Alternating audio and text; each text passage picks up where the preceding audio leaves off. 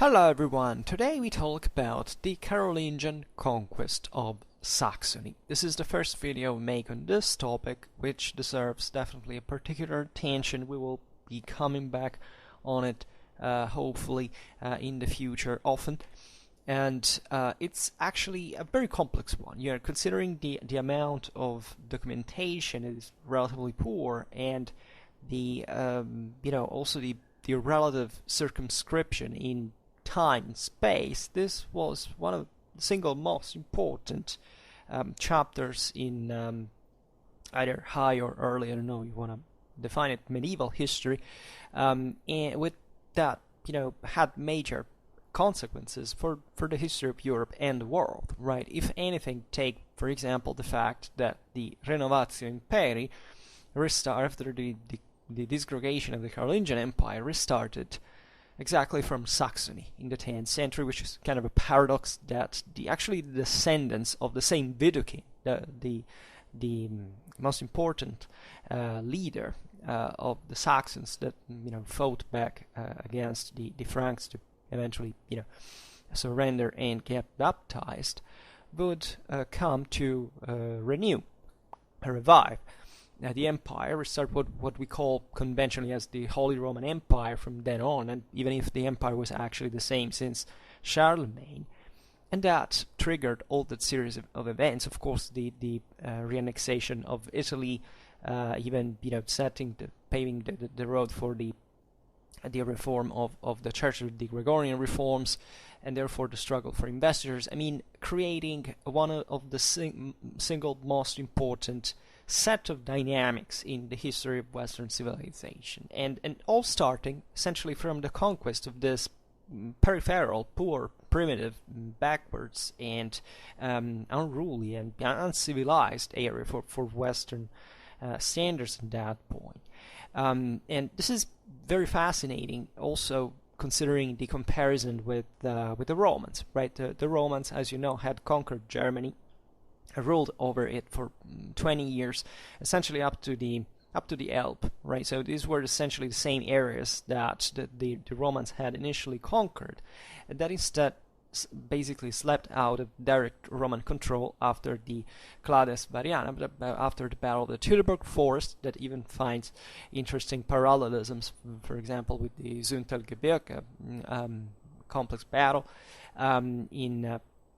during the Saxony Wars against the Franks, and that basically also was a major turning point. As you know, Germany was not Romanized. It didn't enter into the set of provinces that got that specific characters that eventually triggered even in the Romano-Germanic history what would be even the future of the Carolingian Empire. I mean, the same Franks actually came from the same tribes that between the Weser and actually on the lower Weser that eventually conquered Roman Gaul, right? So these non-Romanized Germans, but very superficially Romanized, if not at all, Germans that created eventually the Merovingian kingdom, right?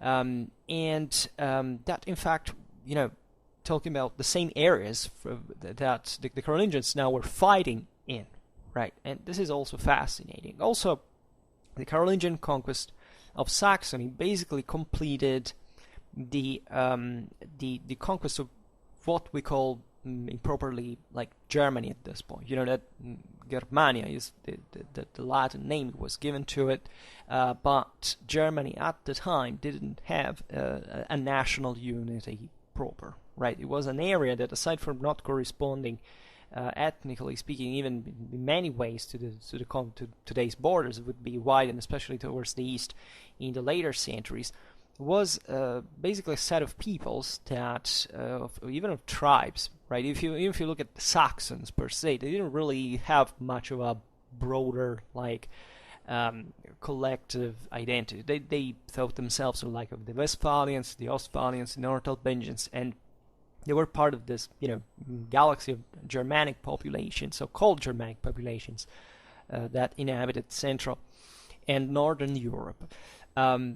This is important because actually since Merovingian times, what we know as today's central and southern Germany, that at the time were respectively of Germanic and, however, of Celto-Roman ethnicity fundamentally, were already colonized by the Franks, right?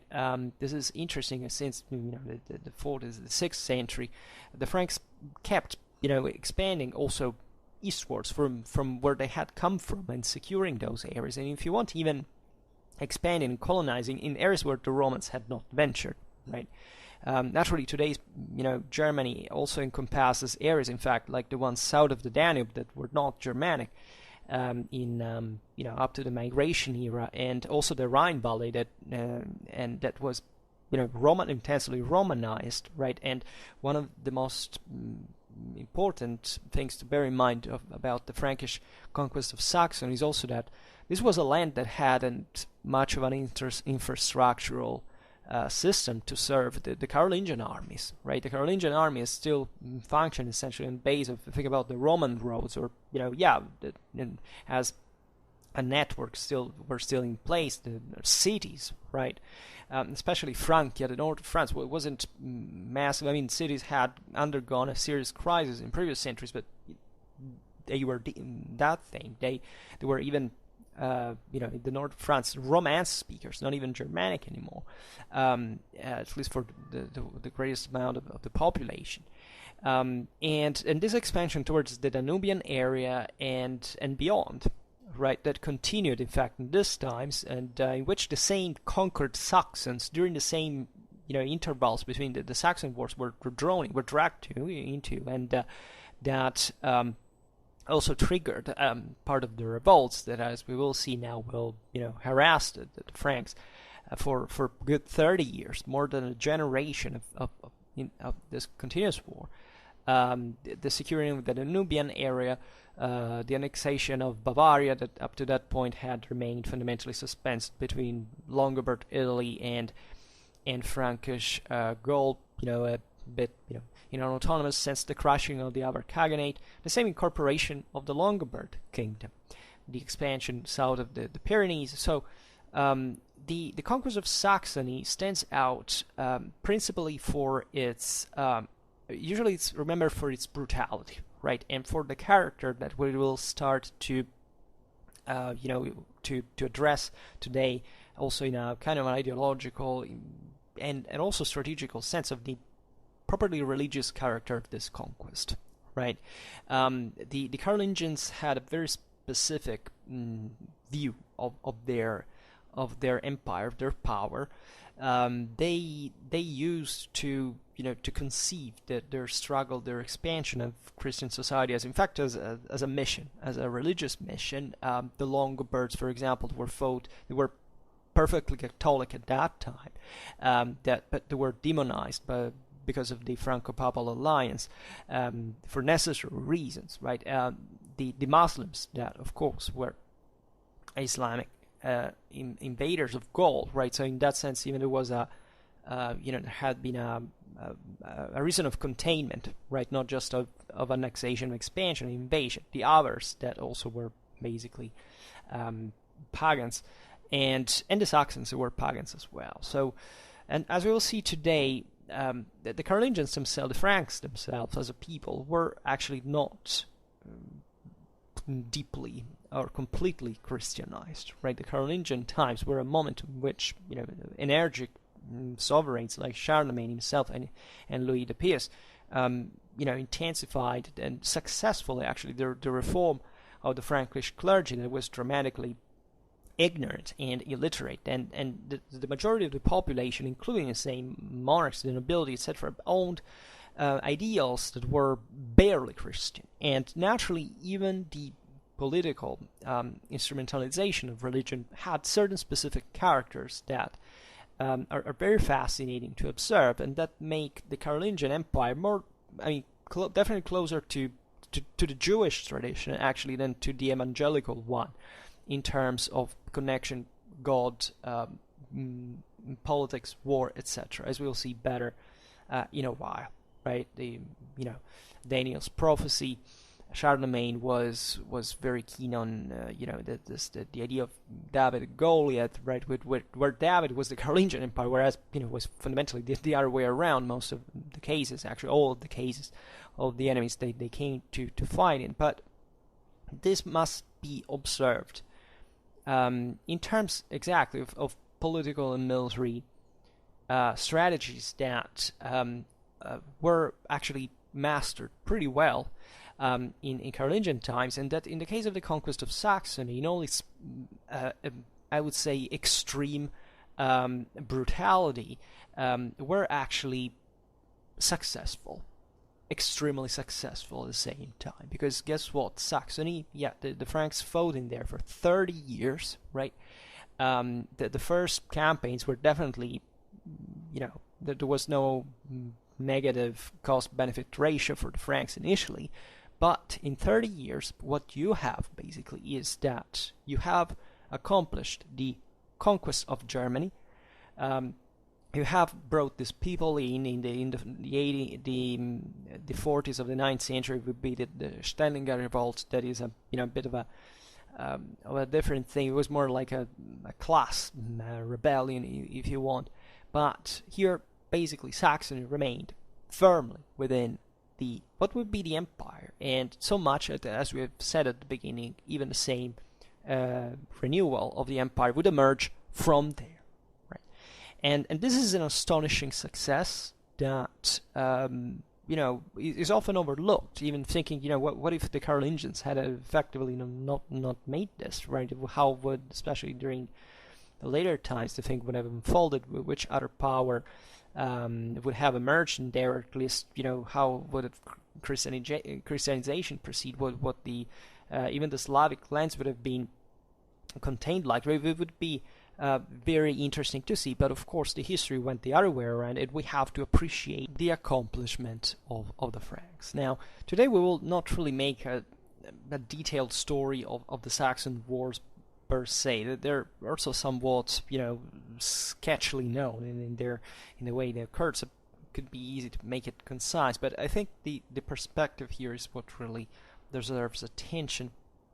And I would stress naturally to avoid to give like this completely modern, I would say even contemporary perspectives on judging the Saxon Wars solely, for example, in terms of Christianity versus paganism, right? This is probably the silliest thing a person can do, just knowing how the thing went, and even the peoples that participated in this, like there were Slavic pagans allied with the Franks, and at this point fighting against the Saxons. There were certain Saxons that actually accepted even Frankish rule and fought against other Saxons, even against the revival of paganism. But especially reducing this just to the religious dichotomy, it means to have, a less intellectual depth than a 9th century Frank or pagan, actually, because they knew perfectly well that the point was not just that. It was really a main political and social issue in here that naturally entailed religion and that used religion to accomplish its goals. And it, of course, had a religious character, but it was not the prevalent one, right? But it's behind the propaganda, the ideologies, and the political actions that we must appreciate the importance of religion in its instrumental employment, right? That for both sides was very, very important and comforted the action of the both. So first of all, it's important also to give another picture in here. The Saxons here aren't the martyrs of the situation, right, either.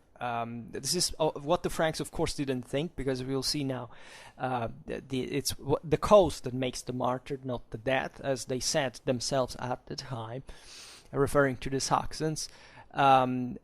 This was, as we were saying before, one of probably the single bloodiest chapters in medieval history, but at the same time, we must be very careful about reading sources that of course, are basically Frankish, aside from some, later reflection of Christianized Saxon authors, and but in general, not diverging from the main line of thought in this regard, of course, and they couldn't, as Christians naturally.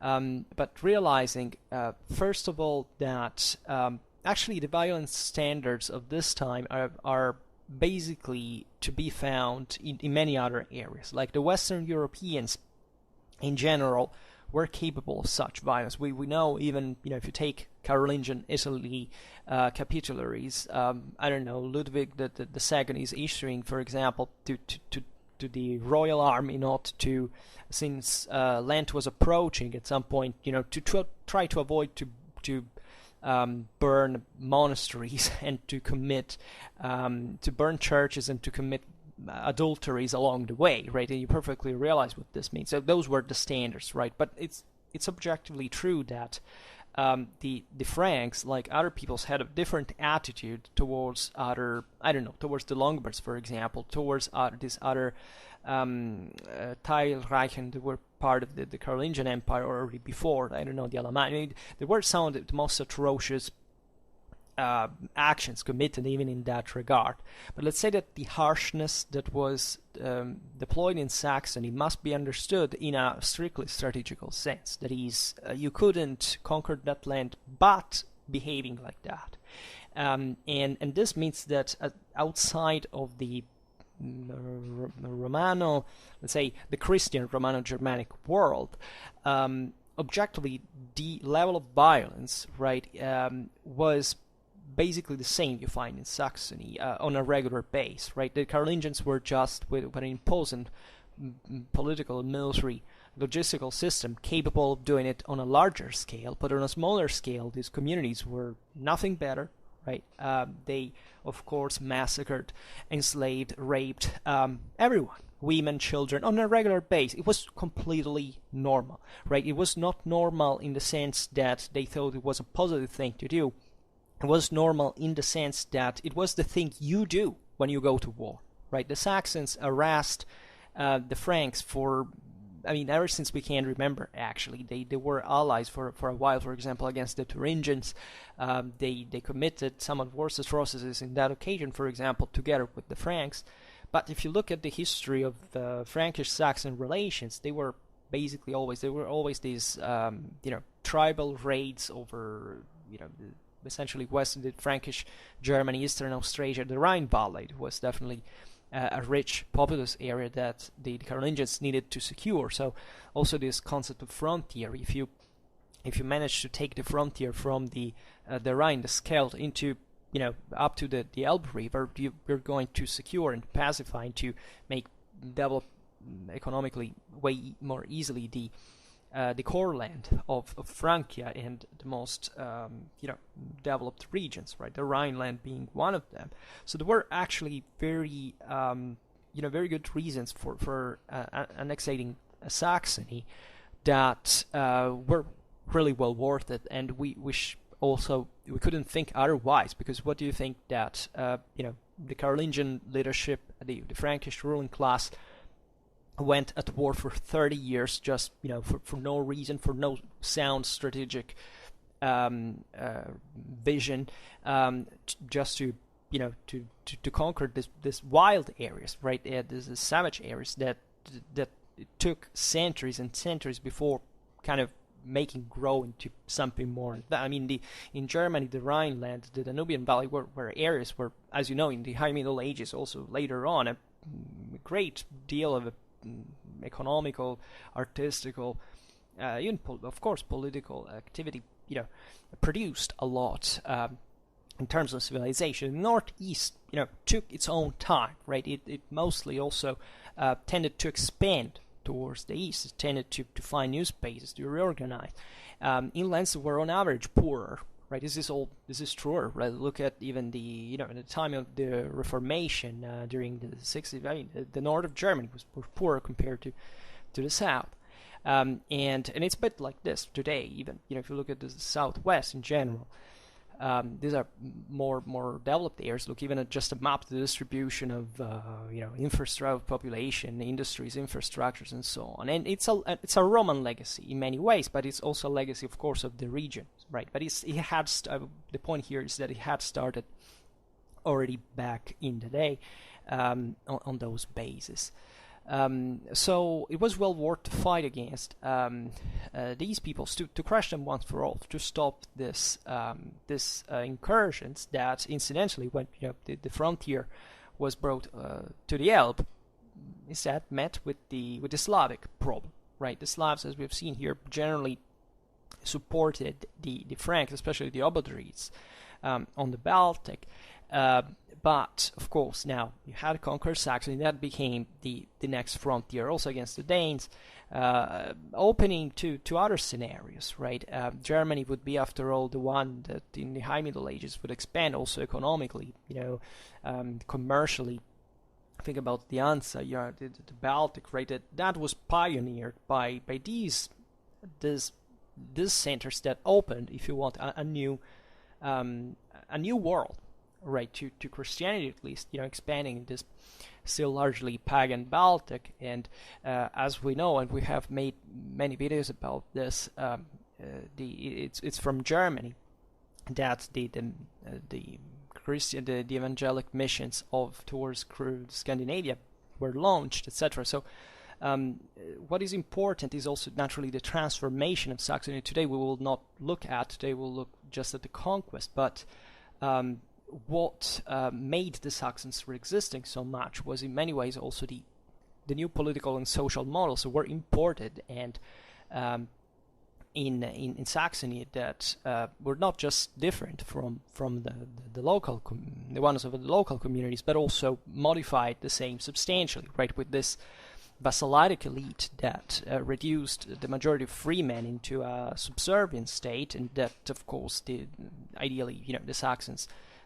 didn't appreciate very much. And you don't have to take religion into account, right? If religion is a reflection of political and social values, definitely, and this is how it works. And I would start from this aspect that we remembered before, that is the fact that it was exactly the Franks that were such a poorly Christianized people at this point to become, in turn, on their own, the heralds of the conversions of other Germans, right? And the point here is really a matter of political and institutional culture. As you know, and we have stressed this definitely a lot of times in our Merovingian history videos, Clovis had created in the 6th century a properly Christian kingdom, an empire even at that point, because it encompassed not just the Franks, and that is in the alliance between the Frankish elites and the Romano-Gallic clergy was the leitmotif, even not just of the Frankish history, but also for, in fact, the post-Carolingian kingdoms, and if you look at feudal Europe, etc. It's rather the rest of the population that was superficially Christianized, because once again, as we have explained a lot of things in medieval Christianity videos, actually the elites didn't see in superficially Christian, nominally Christianized peasants a threat to Christianity, right? Paganism had no chance, didn't have a comparable, theoretical, apparatus that could compete with they were at completely different levels of intellectual developments of fields of application, right? So the greatest problem of Christianity over time would be Christianity itself, with heresies and so on. And it is not to say that in this Christianity pagan elements didn't survive, and this is exactly the case we're making here, is that these peoples were dramatically, superficially Christianized, and they shared an ethos that was definitely very different from other areas of Christian Europe. As you know, even from Frankish history, it was very often insular Anglo Saxon missionaries, like as it happened in Saxony itself, that proceeded to the evangelization. it was naturally the renewed alliance with Rome and this papal missionary, scholars, but more generally ecclesiastical models of administration, of literacy, right, that revived also the Christian education under Carolingian times.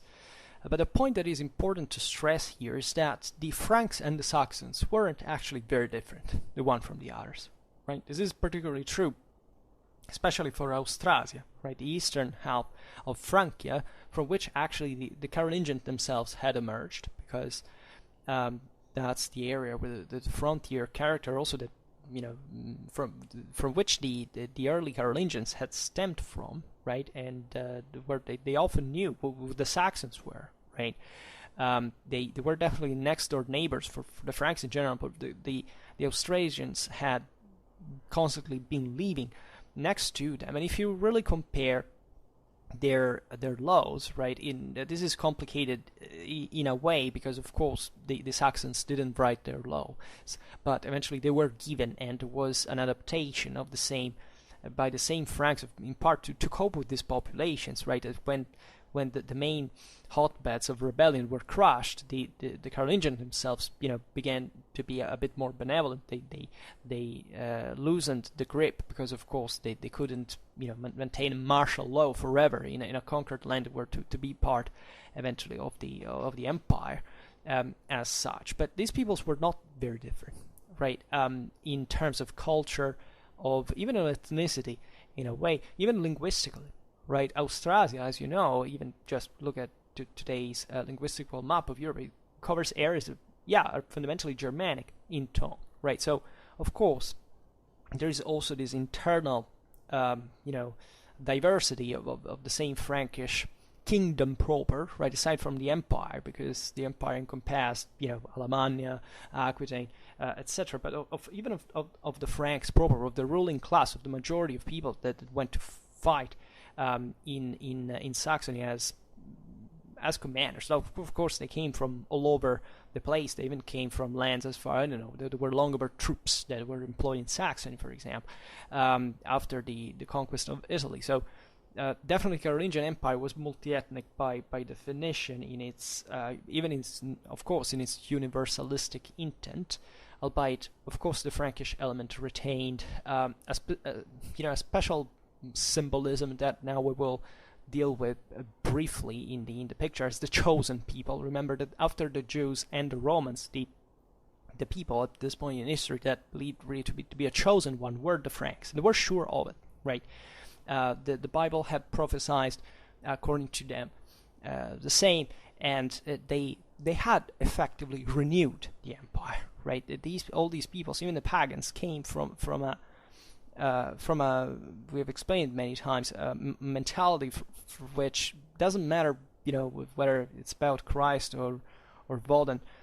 The political and military authority derives from God, right? From the heavens, from the sky, and that's it. So, actually, the sheer fact that the Carolingians now had an empire that stretched from Catalonia to the Alps, and from Brittany to central Italy, was the demonstration that was meant to be the universal empire.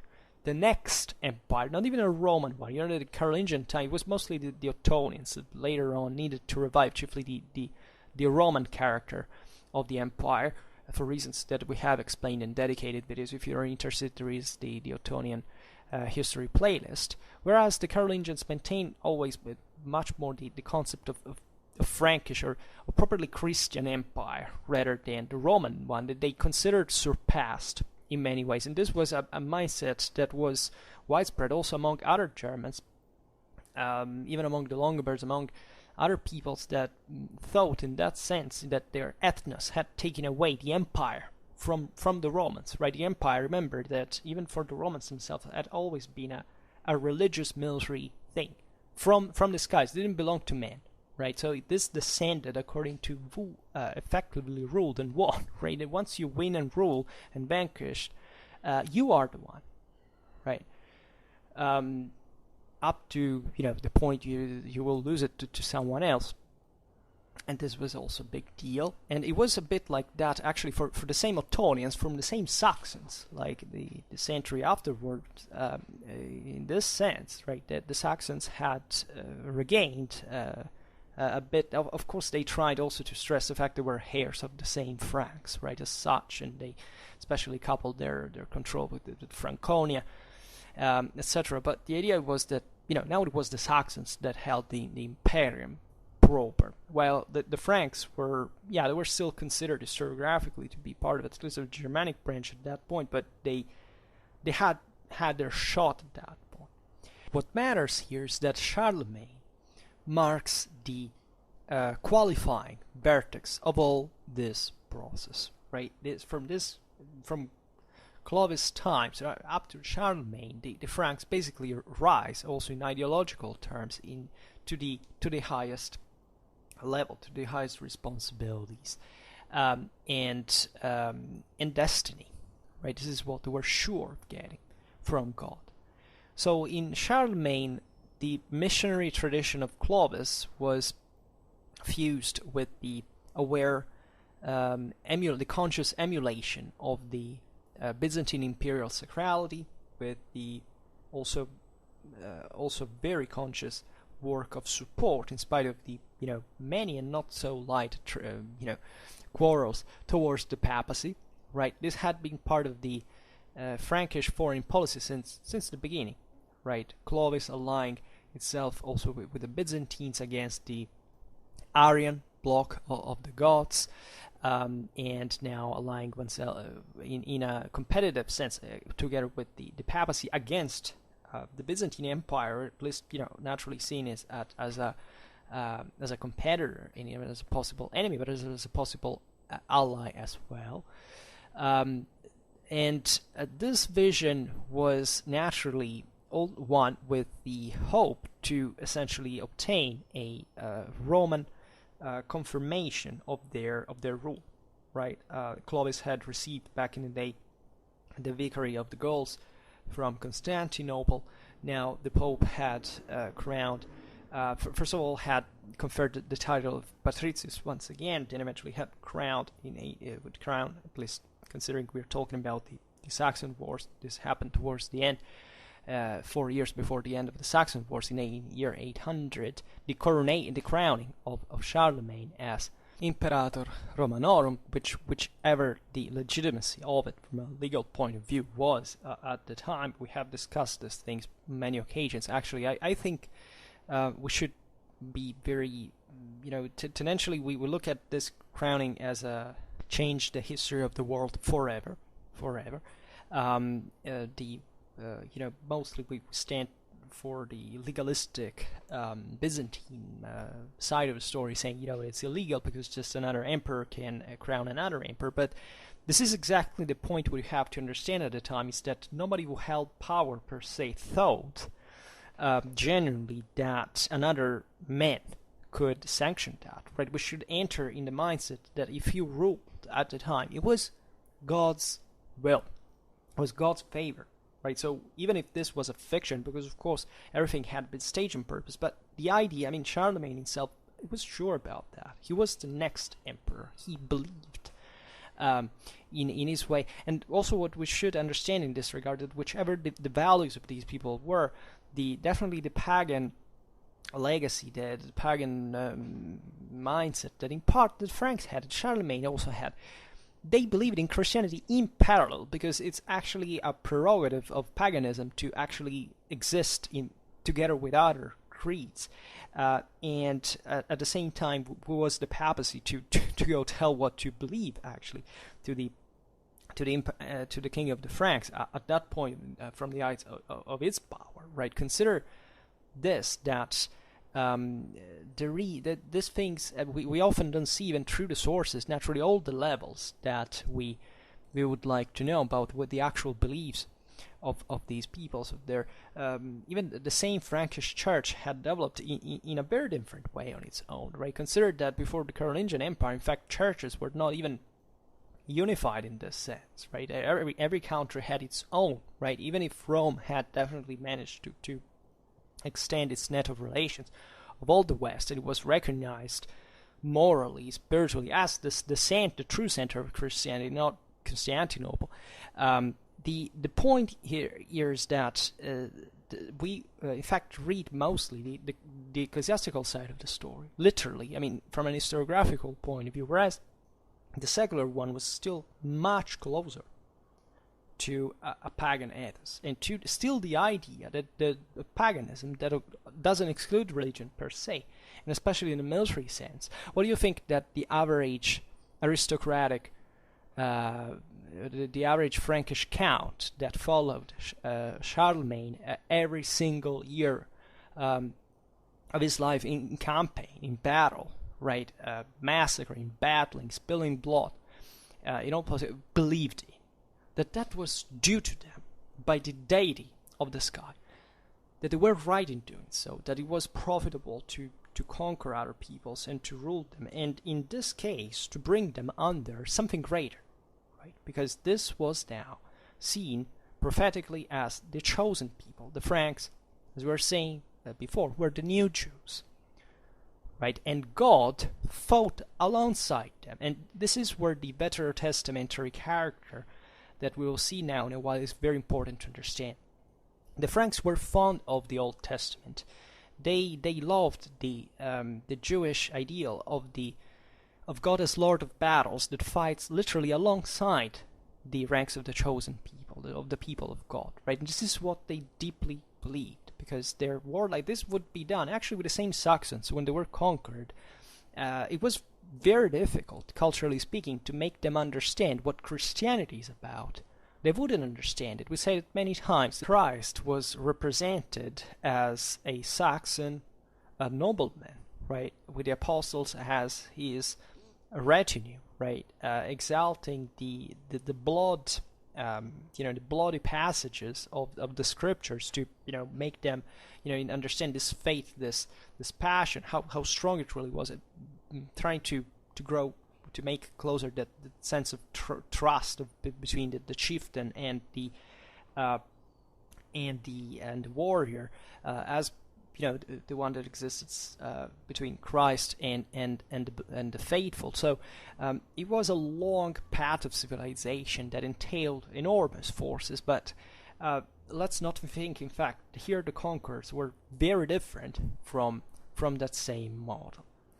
As we were saying before, under Charlemagne, the Franks were obliged essentially to fight against pagan populations, as we have seen. The Saxons, the Avars, the Arabs of Spain, and they gave to their wars this character, especially of defense of Christianity and warlike missionarism, right?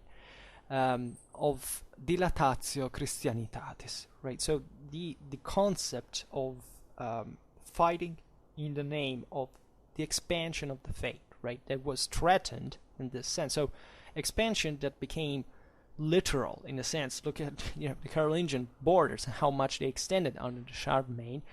He basically doubled the area of control that he had, when he rose to power, at least after the death of his brother, and in the name of a right action, a righteous action. What was the we have made several videos about how the transformation of Christian mindset towards the enemies of the faith that passes from just a spiritual dimension to an actual let's say national one, right? As Christianity believed to be a nation, actually, of the same Roman Empire, whichever empire was chosen by God in this case, that had to fight against enemies of the same, not just of the church as a spiritual entity, but of an actual Christian society of people, of politics, of institutions, of communities, right, that needed to be defended in arms.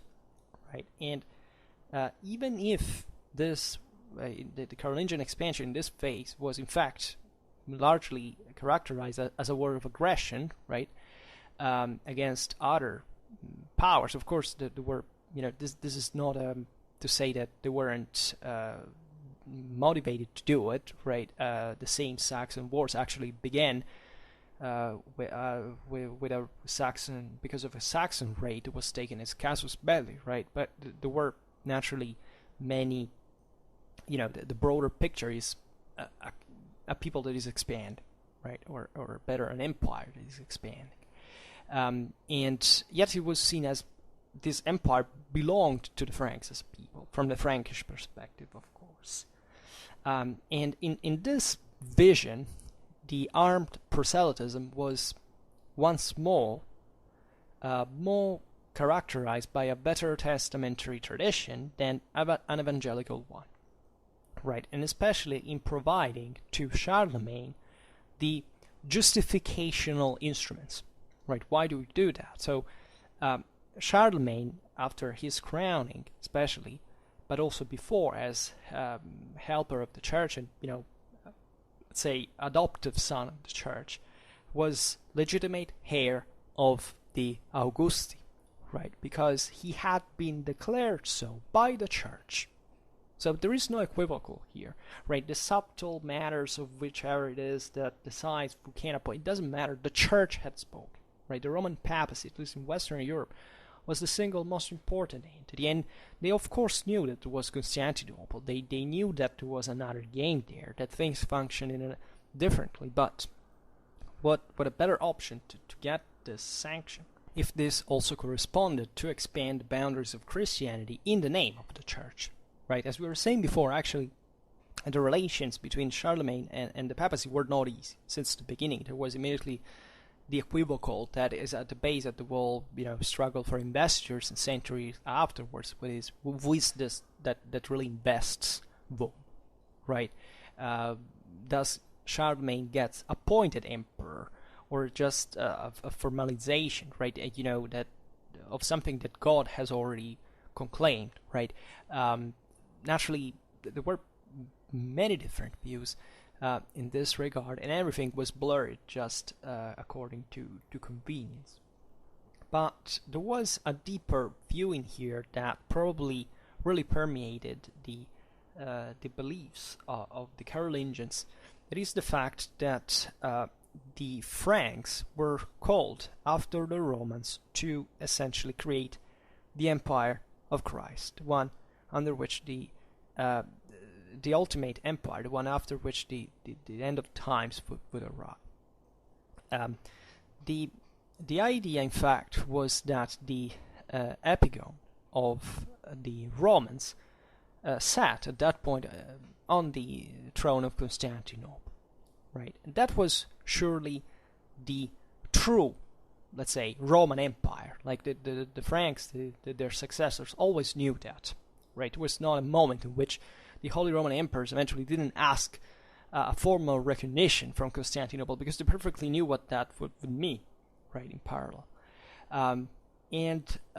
However, according to Daniel's prophecy, exactly for being a Roman Empire, this deserved a reproach to the eyes of the greatest thinkers of the Carolingian entourage, such as Alcuin, right, and other the authors of the Libri Carolini.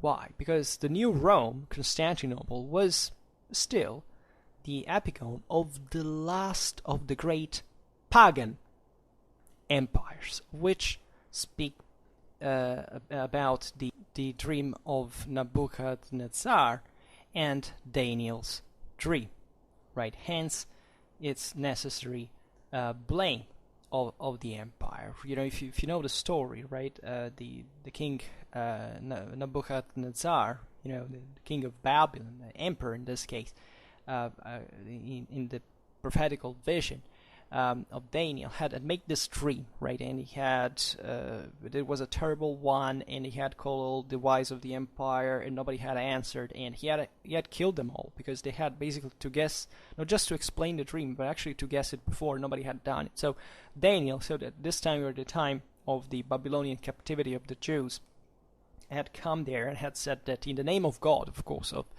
of the only God, he revealed actually he discovered what the dream was and told it to Nebuchadnezzar and explained the dream for him. And basically, the king had dreamed to be at the feet of a huge statue that was built with different materials.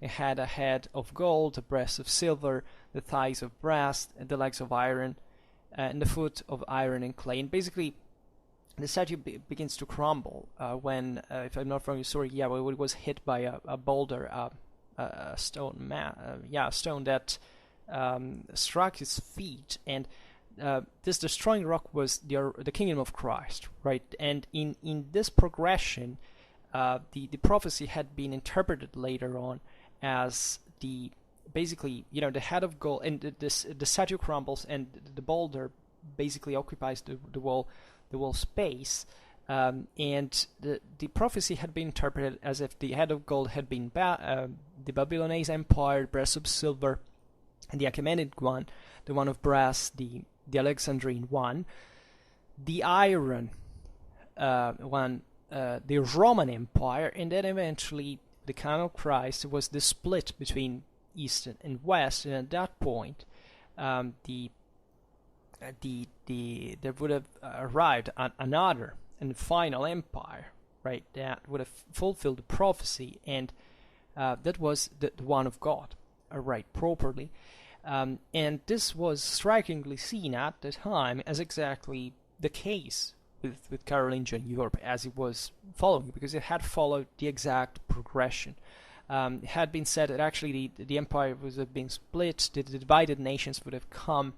So this had been interpreted as the post-Western, I would say, the post, either the split of the Roman Empire, Theodosian times, I don't know actually, but or after the fall of the West.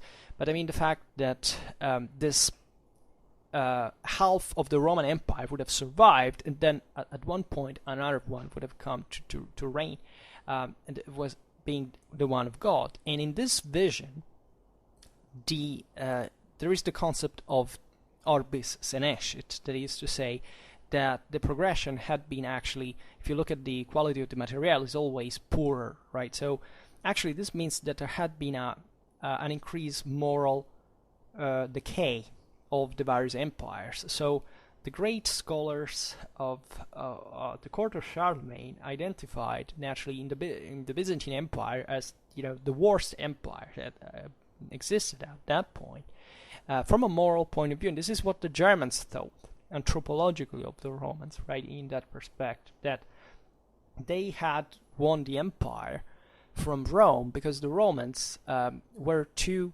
morally weak. Right, it was the strong prejudice. The Germans were better, were more virtuous, right? And this was true for them, also in a pagan perspective, because in a pagan perspective, it was the same exact mindset, right? If you're not virtuous enough, you cannot get the glory of the skies. Look at Achaemenid Persia. They thought it the same exact things. Look at even the Romans. The Roman Empire was founded with that belief, right? Now, Daniel's prophecy was used in this regard to, in a Christian empire, of course, to justify the same expansive role of the Carolingian Empire, because at this point this would have had to encompass the whole world, and naturally someone would have needed to expand in that regard. And it seemed to Charlemagne that this was the case of his own. So just think about the enormous sense of oneself that can derive from a person that not just manages fighting for all his life to expand his kingdom in double size on an enormous extension, but also that gets sanctioned by divine prophecy, right? So it's obvious that Charlemagne was nothing but the new the leader of the new Israel, right? Charlemagne was the leader of the people of God. That was his mindset. Charlemagne was a new David, right? He was the destroyer of pagan pride. He was the new Joshua, the restorer of the divine law in its purity, and the protector of orthodoxy, right? And it's very meaningful also that Alcuin of York, in his liturgical revision, substituted the word imperium, the wording imperium romanorum, with the one imperium Christianum. Right? It's not really just a matter of pride in terms of, Franks versus Rome in a purely ethnical way. This is fulfilling a biblical prophecy, right? And you must consider under this light all the enormous efforts made by Charlemagne to impose throughout all of his empire the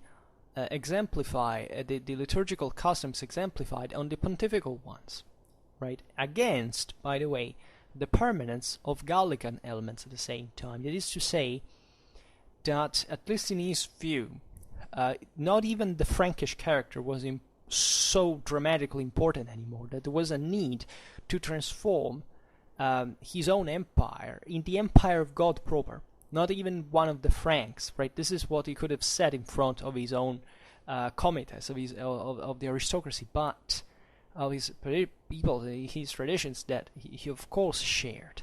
But in the international arena, right, claiming that through Daniel's prophecy, his own empire was the one of God, meant to step forward and to surpass and to destroy the same Roman authority, right? Roman meant as the Byzantine one in this case, as the papacy, of course. The Roman papacy was instead the true church. So you understand the massive implications in this view and what it means now to fight even against a pagan, right? This is extraordinary. And so what is even more extraordinary is naturally the warlike perspective, right, that derived from the veterotestamentary conception that is reflected naturally in politics, in the sense that, of course, war is just a persecution of politics by other means. And it's particularly meaningful that great part of the affairs of the Carolingian Empire passed through the hands of a clergyman of the royal chapel, right, that they were nothing but basically the defenders, the treasurers of Saint Martin's cap, right, the palladium and war insignia of the Frankish kingdom, right? So all of this had there was a mystic of the Frankish monarchy that survived on and lived on as a legacy, even in the French kingdom. I mean, this idea that is not a kingdom like all the others, right? There is still also this ambiguity, of war. This is properly an empire, right? We distinguish in Victorian terms today between empires and kingdoms, but there was nothing strange in that sense to think that the power of the Franks had been the one from which the universal empire of God would have stemmed from, because of the sacrality of its character, right? Think about even the thaumaturgical powers of the Merovingian kings, etc., where they even had a pagan legacy, right? This existed in the pagan Germanic tradition as well, and naturally, taken also from the God's anointed from the Bible, from cultures that had shared the same ideal of purification. That is, of course, a moral one that makes the empire deserved. So you understand how it's all a cycle. It's all reconnects with the rest from a political, religious, and military point of view. And this was the ideal, literally, of every people out there, as it had always happened. Doesn't matter if they were monotheists, if they were pagans, there's nothing to do with it. That was what the world came from, mentally speaking. So you understand what this means in a broader international behavior, right? What these powers are set to do in practice. And this is where we get to the most ferocious aspect of this all, because someone may even wonder to which point the warlike / missionary ideal of Charlemagne that was also backed by a, if you want, unrefined and reducing vision of Saint Augustine's the Civitate Dei, was truly Christian, or maybe more comparable with a sort of Christian version of the Islamic Shia in a way, right? In terms of the sheer concept of expansion and of submission, right? And don't think that this parallelism is just anecdotal, right? Because also Charlemagne contemporaries and even his closer collaborators were actually worried for the forced and tyrannical take that the work of conversion had taken in Saxony. Alcuin, for example, lamented that the royal missionaries in the Saxon lands were more predones than predicatores. That is, they were more like martyrs than preachers, right? And also, this is very important to understand because the priests themselves, aside from their strictly sacerdotal function, were at this point agents of and spies of the Carolingian government, right? They had to control at a local level, at a parish level, whether the local communities were faithful. As we will see now, paganism was forbidden. The penalty was death, right? And especially with the Saxons, the Carolingian attitude of a sort of veterotestamentary holy war is expressed with greater clarity, right? In this sense, it's important also to look at the geography of the situation and the international policy. The Saxons were at the outskirts of the civilized world, right? They were settled between today's Netherlands, the Elbe, the Harz Massif, and the North Sea. That is basically roughly corresponding to today's Low Saxony in Germany, right? And as we have seen before, the Saxons were nothing more but essentially a set of peoples, not even properly a people as such. There were the Westphalians, the Ostphalians, Nordalbigians, and so on. They were pagans. They were definitely a warlike culture. They raided periodically, and at the first good chance, right? As soon as, for example, Charlemagne was committed somewhere else, right? Very often he had to make back and forth from Italy to Germany to basically repress all the revolts that were happening. Because Saxony is relatively close to the Frankish heartland, right? So, as you know, the Frankish expansion went towards the southern Europe, and towards areas were far from Saxony. So, they took the chance to inflict damage and to loot and to treasure those resources they thought they could spend in case they had been attacked preemptively also. And these people, the Saxons, were unruly, right? In general, there had been military demonstrations through which Charlemagne had attempted to keep them under control, right? As they said at the time, as Heinard wrote specifically, the Saxons were ferocious by nature, dedicated to the cult of demons, and therefore enemies of our religion. They do not respect nor the human nor the divine precepts, and they considered licit the illicit, right? And so you have a population that basically has not much of a tie out there, right? These are peoples that not even the Roman Empire has ever encompassed, right? This is not a territory that is contended, with the Byzantines. They're not Christians. They don't have ties with Rome in this sense. They belong to this galaxy of peoples that now we consider, of course, in terms also because of later history and developments as of a specific entity that we like to identify, to project our modern identities. But just think it from just a Frankish perspective, just considering the might of the Carolingian Empire as the scattered tribes that in this northeastern area that has always been essentially populated by these unruly tribes that always fought against each other and were hostile and raided in your own territory, and that had not converted to Christianity. They didn't care essentially to be absorbed by others, and that were insensitive to even to deterrence at some point, right? What does this mean? It means that in Saxony, the Carolingians objectively could do what they couldn't do also in terms of international reputation elsewhere, right?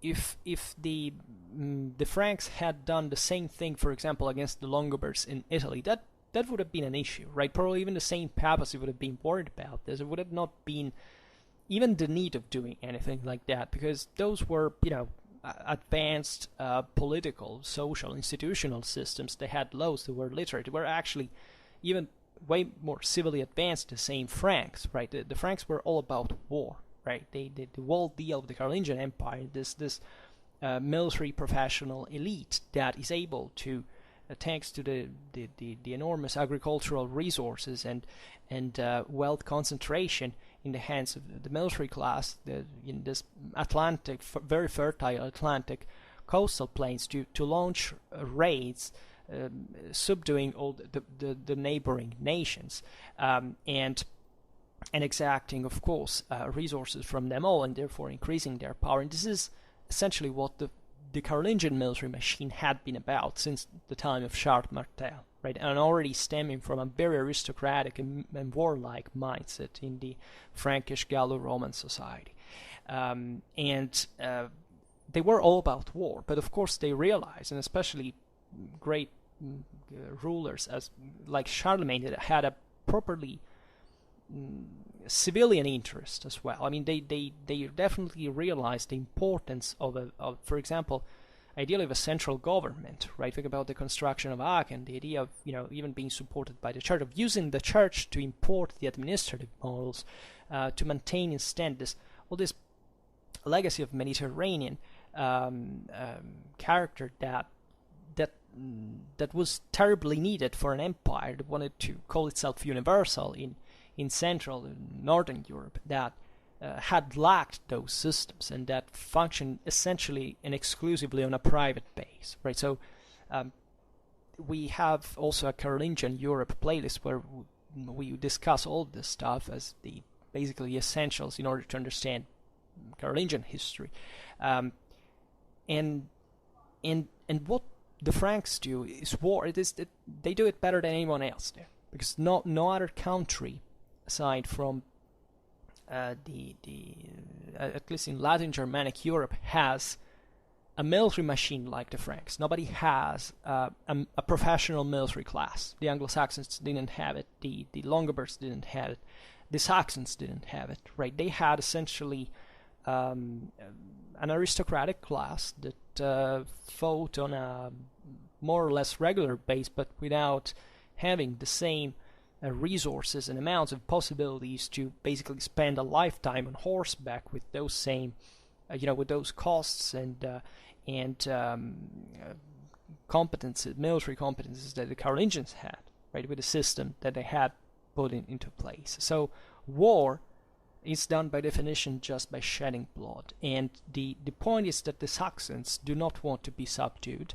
They're not like the Longobards that are already, just you can integrate them into the imperial system. You can absorb their administration. You can control their markets. You can merge them into the system. The Saxons do not have anything to be merged, right? They're just a warlike people that doesn't want to give up. And what happens in this case is, if you really want to subdue them, is you have to exterminate them. I mean, from a strategical point of view, there is no other way to do it. right? This has nothing to do with the Christian vision of the Carolingians. It has nothing to do with the that is ideological, that is needed also, that religion is used to control the Saxons, but it is in terms of political and social structures that are important and imported and built in Saxony with enormous efforts, right? But from a sheer military point of view, if you want to conquer those lands, right, cold lands covered in forests, with no center, with no point of reference, with all scattered tribes that do all whatever they want, you have to start deporting, you have to start enslaving en masse, you have to start exterminating, because there is no other way, and I stress this, there is no other way to subdue them, right? So this is also important. We'll see it better in the end, but every moral judgment that we can express today, first of all, we will not resuscitate the men that have been killed on the battlefield, the women that have been raped and thrown into a river, or the children that have been cut to pieces, because this is what it was done at that time, right? And not just during the Carolingian conquest of Saxony, right? But secondly, the question is, given that you really need to conquer that land, that you really need to secure the Rhineland, you really have to stop these people raiding and invading and burning and destroying and killing and raping and enslaving your own people, and that do not want to stop, and that do not, even if they're defeated, will keep rebelling. Tell me, how would you do it today? Would you go there, right, with missionaries asking to convert? They had been killed. Look what happened when they sent it in among the Frisians. Like, look at what happened to others missionaries out there, evil sincerely. And the problem here is judging it here as a matter of, look, these guys came in our land and they destroyed our traditions and our identity, etc. The question is, why did you go in other people's land, massacring and enslaving? Exactly. Since centuries, by the way, uninterruptedly, right? This is welcome to the history of mankind in a nutshell, right? Welcome to the reality that doesn't matter which, what do you look like ethnically, or which language you speak, or what religion you have. That's what we do, historically speaking, when we're tribes, when we are empires, and literally in every single culture in the world. Because if you look at the beginning of the 9th century, all over the world, there is not a single culture that doesn't systematically exterminate, enslave, rape, and steal anywhere. Right, this is the reality of mankind. And if you don't like, well, I don't know, leave this planet to whatever you want. But then think that this is an excuse to give simplistic explanations, or even to try to deny or cancel history, because behind this there was a civilized application of the means that, in the case of the Carolingian conquest of Saxony, as we were saying in the beginning, brought to an astonishing success, because Saxony was civilized in the process. Over time, and through those kills, through those exterminations, but it happened through that, right? So whether we like it or not, this is what happened, and this is what we have to remain like when we try to make history proper. Then we can even express personal judgments. We surely don't praise senseless massacres of civilians, the brutality and the ferocity. There are stories that are really disgusting of these even individuals that, look at Frankish society over time. They did awful things. Like, once again, any other people. But the point is, though, is understanding why this happened. Because if you don't get there, why, for example, the Carolingians invaded this land, or why they needed to employ those means, or why that was a success, you basically lose all the the enormous moral lesson for today from history, right? And this is what we are trying to do on Schwerpunkt day by day. So think about the moral blows here that really were aimed to break the spirit of these proud warlike people of the Saxons. In 772, so where the Saxon Wars, at least the Carolingian conquest of Saxony proper, began, the destruction of the Irminsul and the victorious march up to the Weser River showed that Charlemagne was decided to deal radically with the Saxon problem. Right? The Irminsul, if you know, in Old Saxon, the great pillar or great tree or strong tree, you know, or more accurately, tree of the inspiration or the exaltation. Right? It was the symbol of the axis mundi, right? The tree of the world and of the presence of the divine manifestation, originary of, in this case, of northern Germany, Saxony, the Saxon peoples. That definitely shares many similarities with the Yggdrasil of the Northmen, right? They were same, you know, they were pretty close. We forgot to say, naturally, there is all the northern scenario here, right? The Danes, for example, next door neighbors to the Saxons, and they pretty upset with what is going on. Many people said, you know, even the brutality of the Carolingian conquest of Saxony was was part of the reason, together with the conquest of the Frisians, that brought the Vikings to happen, right?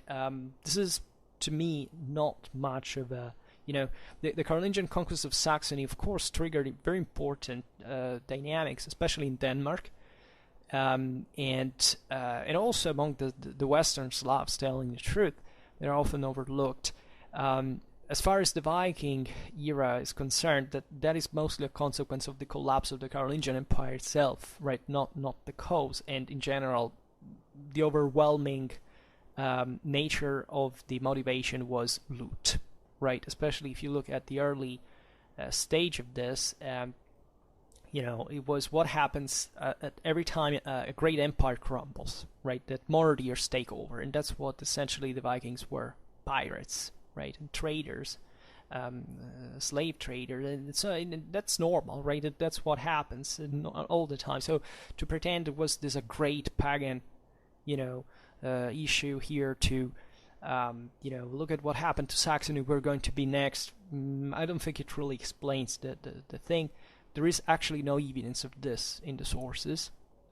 Say, well, it's because just we have the Christian ones. Well, this is also true, but frankly, why invading lands that were at that point not even threatening you directly, and especially considering that these populations killed each other all the time in their homeland, right? These tribes that kept their life essentially exterminating, raping, and enslaving each other, right? And that's what simply they did on other lands that remained without adequate control when a great empire crumbled. What's the difference there? Nothing. And there is evidently not much of a religious discrimination either, right? Monasteries are easy and beautiful to sack because they're full of gold and stuff, and that's what drives every other. What do you think even the Carolingians were doing this for? The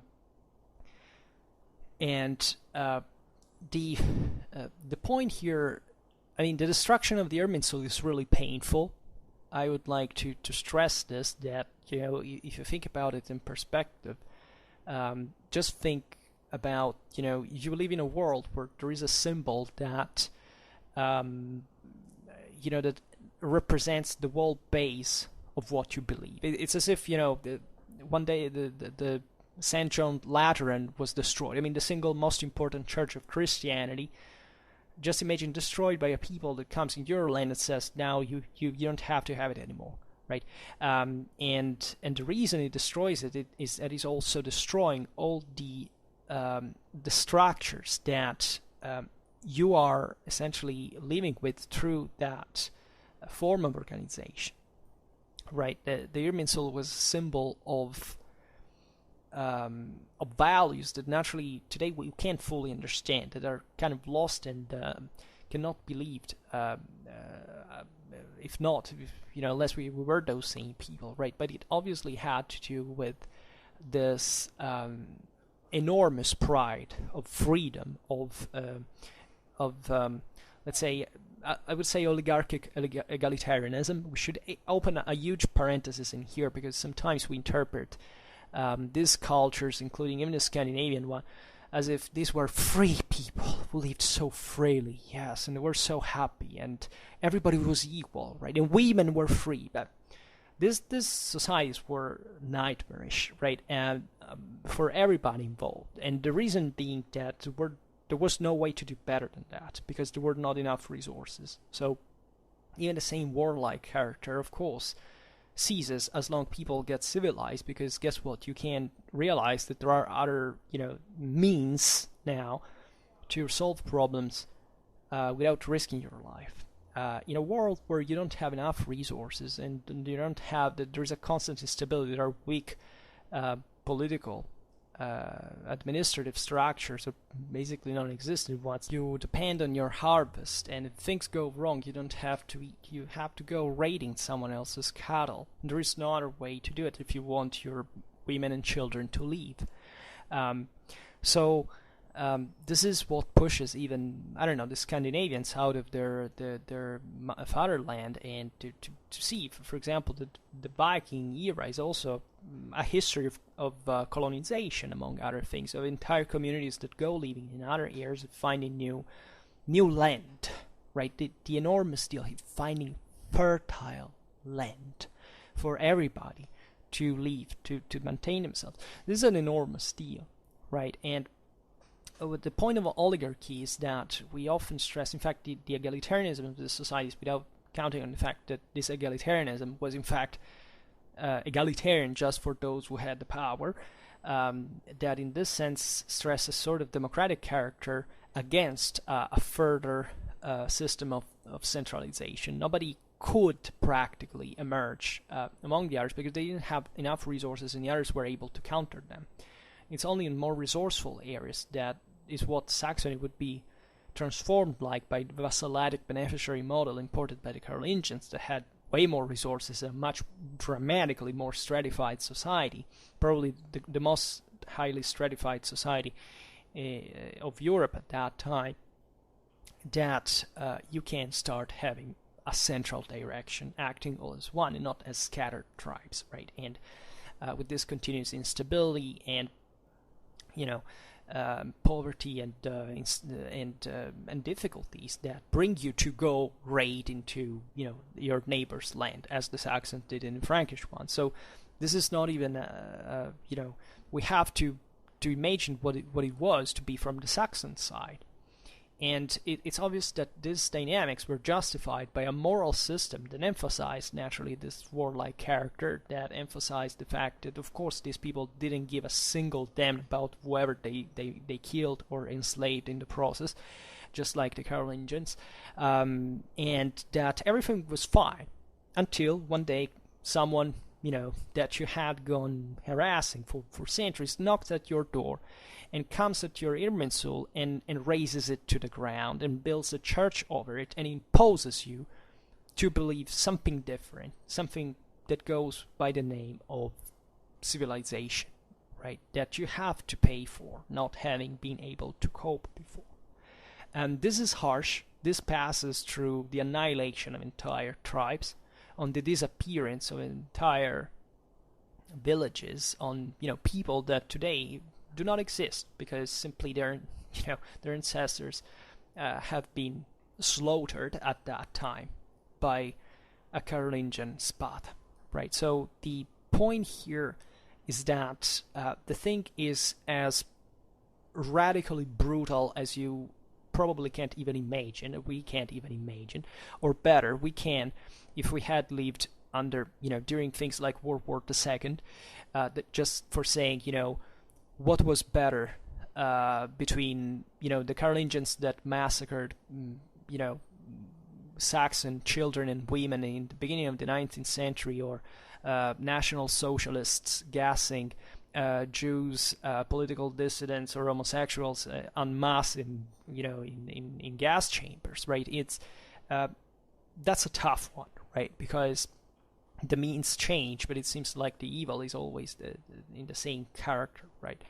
And the thing here that is really disturbing, in fact, is realizing that this was considered probably more normal by the two contendants themselves than what has survived in our historiography. I explain myself better. That is, as we will see even with the massacre of Verden, is that we actually talk about the brutality of the Frankish conquest of Saxony as a special thing. Why? Do you think why? How does this story, there have been horrible chapters that were happening right now, actually, all over Eurasia, other places. And the question is, why do we remember this, principally? And the answer is because the Carolingians wanted it to be known. The same massacre of Verden that is historically debatable, right? It might have not actually happened, right? We know this was brutal in general, that the world wars were something horrifying, but we don't even know actually whether the massacre of Verden actually happened, or at least how it was described. It may even be a philological mistake, as we will see in a while. But the point is that the Carolingians had all the pride to stress the fact that they had committed these atrocities. Why? Because it was the proof that they had managed to subdue with enormous power, enormous violence, enormous authority that had been given to them by God. If this had succeeded, it had to be expressed. This doesn't tell us all the side of the story, because as we will see now, there is yet another level, because still certain Carolingian sources didn't want to admit these things happened. But once again, one thing is the literary historiographical reality. One other thing is when you are on the field and you have to control a territory, avoiding to be killed in the enterprise. The Saxons were initially, they were subdued. This is one thing that happened even in Roman times, that Germany was fairly easy to be conquered.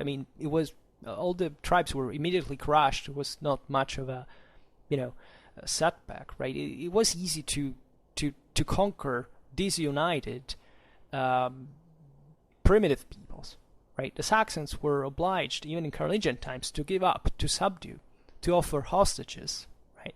The point, though, is that they reverted back to war every single time that the Frankish armies abandoned their territories to go elsewhere, as we've seen before, right? So they hadn't any other means to say, either you do that, either you're possibly going to die in another way, you're lost anyway, or at least in terms of your fortunes. These people surely didn't want to live as slaves, or under even, as serfs under a Carolingian count. So if they had a chance to exploit, that was definitely the card to play, right? And this doesn't, however, this means you're going to probably risk more than just, remain subdued in a certain sense. And this calculated risk makes you also understand how much these peoples were aware about what a rebellion meant. Because you're going to rebel to the greatest power in the European continent. And at this point, you can't expect much mildness, right? In 778, under the guide of Widukind, the Westphalians passed even on the offensive. They sacked the Rhine Valley, and they were barely repelled by the Carolingian forces. Hence, two punitive expeditions were sent in 779 and 780. And you can imagine with which results, which definitely seemed as a satisfactory lesson taught these people battle. But in 782, a Frankish army that was crossing Thuringia in central Germany to go fight against the Sorb Slavs, right, was massacred at the foothills of the Züntalgebirge on the eastern bank of the Weser River, right.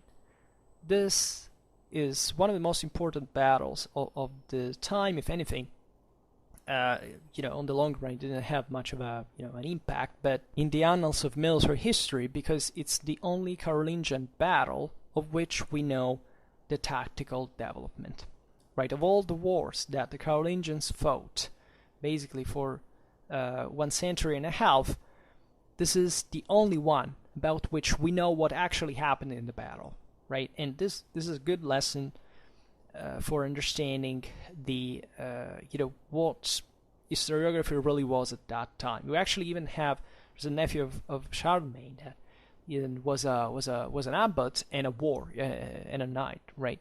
We can call it in this way. That participated even to the Battle of Fontenoy. Tomorrow is even the anniversary. That was at the battle and just wrote about the fact that the armies came, they confronted, God gave victory to one side rather than the other, and that's it, right? And this is all what they were, and he was a military man, right? So this is the only battle about which we have enough details to know at least how it unfolded, right? We will see it maybe, we will make a dedicated video on the Battle of Züntal because it's very fascinating. It's a battle in which we can still see a dynamic that will remain in Germany for some time. That is the fact that the relative disadvantage of cavalry, or better, at least the ability of infantry, like most of Saxon forces actually were composed of, to stand their ground in front of cavalry charge. The troops that were sent against the Sorbs here were recruited hastily from the Rhineland, and they were kind of inexperienced and they were nervous. And before charging the Saxon shield wall, they didn't hold it, and they launched their horses at full speed, which is not how you launch actually a cavalry charge. That is usually led at canter, right? And if you go at full gallop, you break the formation. And in fact, they were defeated. Eventually, in the battle, the Frankish forces were hunted down, surrounded. 6 dignitaries of the Carolingian court and about 20 great Frankish noblemen fell in this Thuringian Roncesvalles, right? That was, by the way, not very far from the fatal Teutoburg forest. So the Frankish-Roman parallelisms here are fascinating to draw. Definitely the territory there, forests, foothills, etc., is quite typical of the area, and Germany, as you know, will enter, as we have seen in the vassalic beneficiary system of Frankish character, but basically wouldn't develop much of a robust feudal class up to essentially the second half of the 12th century under Frederick Barbarossa, that imported basically Western Frankish feudalism in a more intense way. And the reason for which in Germany, actually also for a relatively lower, actually a substantially lower social stratification compared to the core land of the heartland of the Frankish world, will field on average more infantry than other post-Carolingian areas. And in general, because of the very harsh terrain, very often forests, marshes, etc., the same cavalry, the same skilled cavalry that of course also Germany began to produce as a professional military class, from especially after the conquest of the Carolingian conquest of Saxony, used to fight dismounted. Right? It's part of the reason also why the German swords in later times were called, for example, by the French, the Grande Épée d'Allemagne, because the double-handed sword, you can't be used on horseback, right?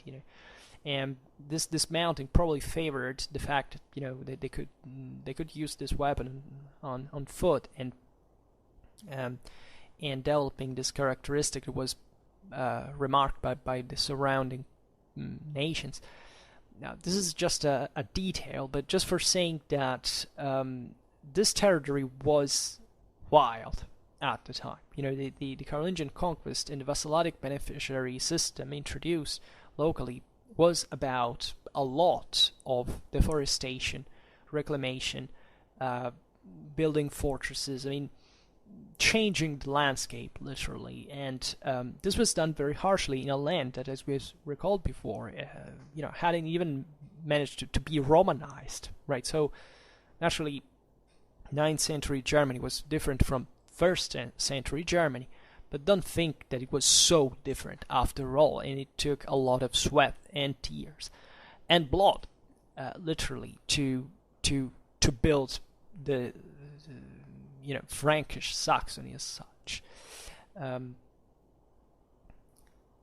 don't remember if I wanted to say something else, but whatever. So after the Battle of Zunta, right, the answer of Charlemagne was ready, right, and so biblically merciless that the biographer Heinard prefers actually to bypass the episode, right, to own the whole thing. Because he talks actually about the forced diaspora to which the Frankish king obliged the Saxon people, and also the most harsh war that he led, up to the point at which they didn't abandon the despicable cult of the demons and of the fatherly ceremonies. This is how Heinard wrote, and they didn't unite with the Franks in a single people, in a common Christian faith, and also in the common obedience to the scepter of Pippin's son. And Heinard underlines also how against the Saxons Charlemagne employed directly also himself into war, right? This is important because there is still this very characteristic reality of the early or high medieval Europe in this regard would continue for a long time actually in Western history. That is, the king had to fight alongside. The king was a warrior, and technically, theoretically at least, the best of the warriors, right, as he had to prove the validity of his own persona through war as well, right? And naturally, among the same, you know, the very secular values of the Frankish nobility, the king also was a primus inter pares, right? Charlemagne's vassals were his vassals not because they were devoted to, you know, to the idea that there had to be a king that had to tell them what to do, right? But because he rewarded them with land, right? And this is also why the system didn't hold for much, where, you know, basically every people was conquered, and there was no way to outstretch the boundaries of the empire more, and the thing simply collapsed on itself because it was based solely on a private base of remuneration through this wars of conquest, right? There was no central structure in the imperial war. They tried to make it, but, you know, it was this was creating like a system out of nothing in a reality that was already structured pretty, you know, clearly in an aristocratic private sense. But what Heinard, however, doesn't mention is the detailed memory of the Battle of Verden, the bloody court of Verden, also known as such, where through the at the confluence of the Weser and the Aller rivers, the Saxons were allegedly chopped to pieces, and in which thousands of prisoners that had had the misfortune to fall alive in the hands of the Franks were basically passed through on with decapitated without mercy. The main problem with the massacre of Verden is we don't really know whether it happened or not. First of all, there is this traditional number that is being widely repeated of 4,500 dead, right? Which is astonishing for the time, and not for that time actually. We know definitely, just for anyone who has ever read a source of the time, how, especially at this time, I would say, how unreliable numbers are, right? As quantitative data are framed into a more general, let's say, symbolism mixed with propaganda and kind of even mistakes, but in general, how you can't look at a 9th century source and say, okay, 4,500 people killed, got it, this is what actually happened. Nobody knows. Historians actually even doubt that the massacre took place. Why? Because in the Latin source, there might have been actually a mischange of words for using the verb decollabat, that is, he decapitated, in place of the verb delocabat, which means to deport, right? Of course, during the conquest of Saxony, thousands of people have been massacred mercilessly. So the moral problem is the least that interests us, definitely, as historians, as old times, of course. Even more were deported. Like the conquest of Saxony was undertaken by radically altering the ethnic composition of the region. I mean, peoples were deported from the area, which was pretty normal, actually. It is something that is not often, let's say, emphasized, but in ancient and medieval times, actually, deportation was pretty frequent, right? With peoples that were unruly, what you do, you take them somewhere else, you scatter them in the rest of the land so that they can't rebel anymore, right? And this is even more sensitive if you think that that's their homeland, that they know where to fight, how to organize themselves in the area, etc. So if you scatter them away, it's all this stuff happened. We simply don't know whether this thing happened for real, right? My interpretation of the massacre of Verden is that the massacre actually took place, and a high number of Saxon, especially chieftains, was killed, right? I have the impression that the whole deal of the massacre of Verden is also that, this is, I think, the same episode where Widukind was captured and he managed to flee by throwing himself in the river and swimming safely on the other bank. But this is naturally a romance, right? It's fiction. What does this mean? It means, of course, that what the Franks did is that they captured these chieftains, and instead of trying to integrate them, to forgive them for what they had done, they said, you know what, you dealt with this, now we literally behead you. They were decapitated, they were massacred. Someone that was more useful to the same Franks for ruling the land was maintained, and the fact that Widukind in fact surrendered afterwards and was baptized is also, he lost the face in front of the Saxons, telling you the truth.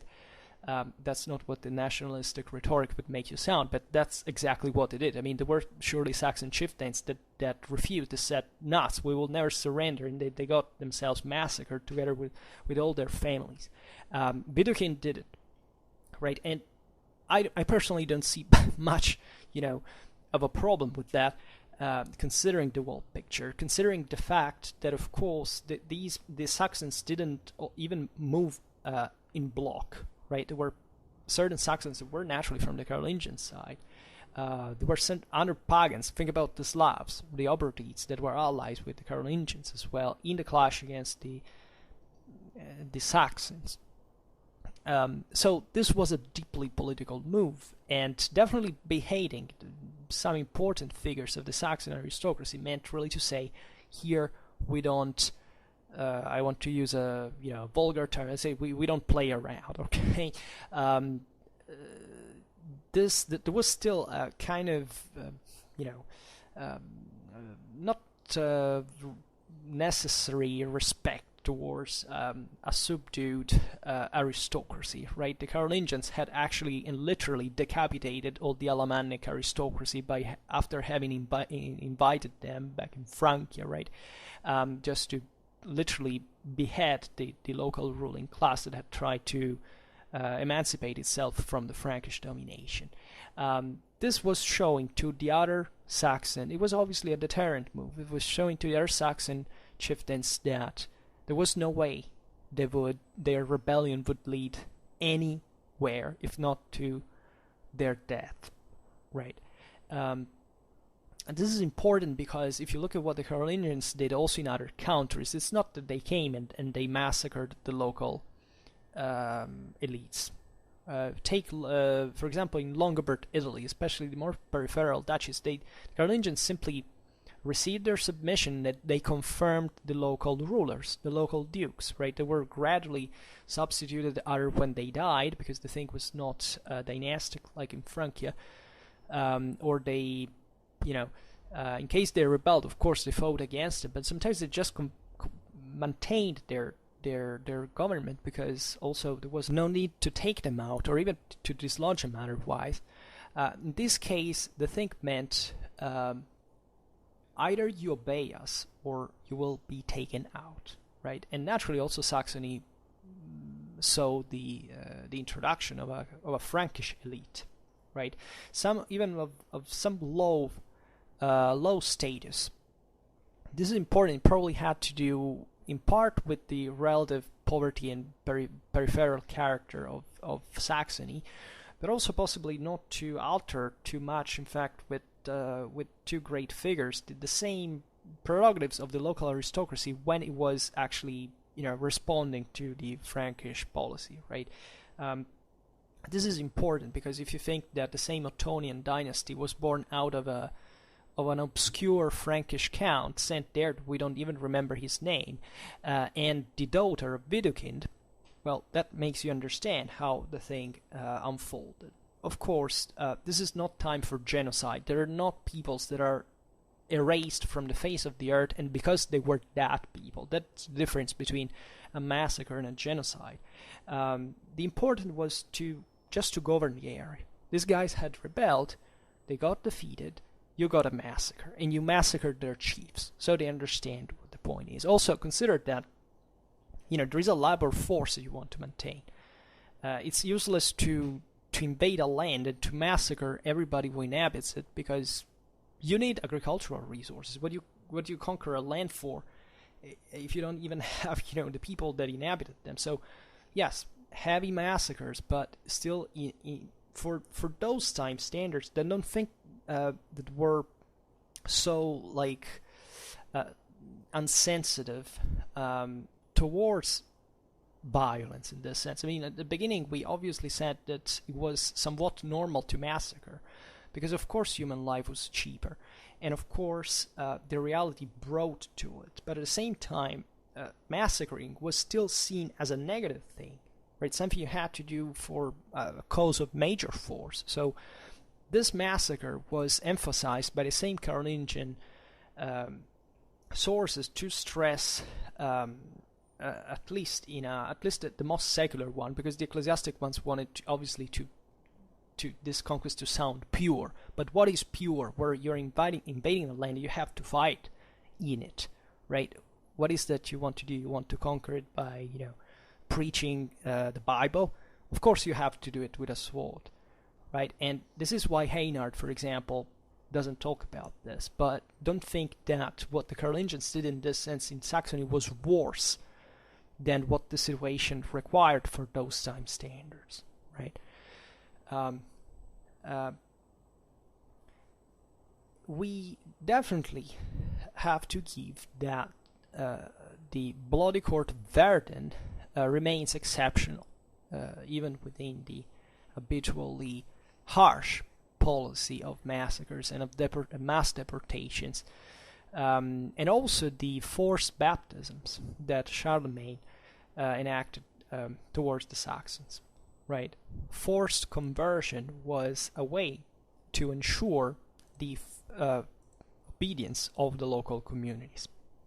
these people had to accept the fact that the Frankish package, right, politically, socially, religiously, came all in one piece, right? That they couldn't refuse Christianity, as they couldn't refuse the vassalatic beneficiary system, because they were simply different faces of the same coin.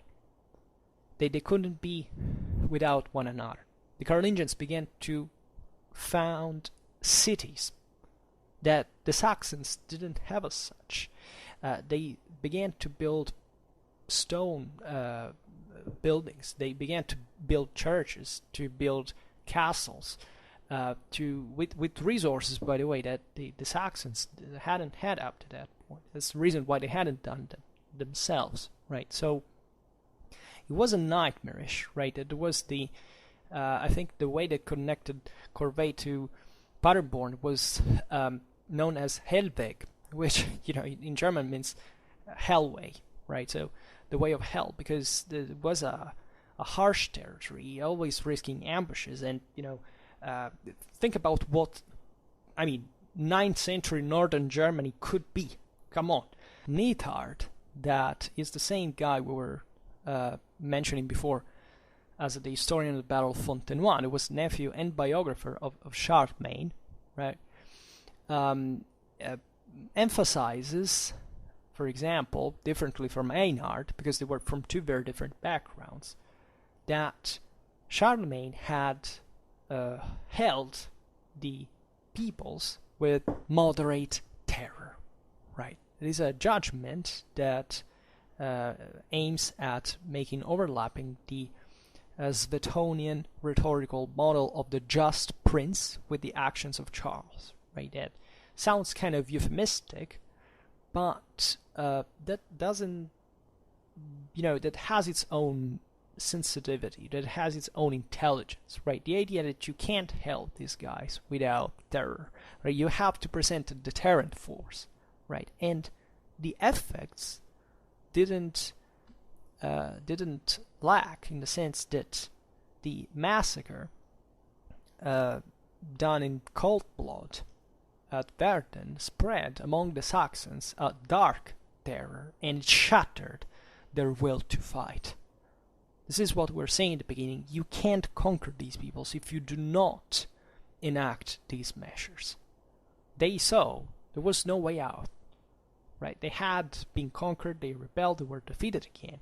Think in terms of moral forces, like, this is not a video game, like you have just to crush, the enemy faction until it has resources. Like, in reality, there are moral forces. These people had probably committed everything they had.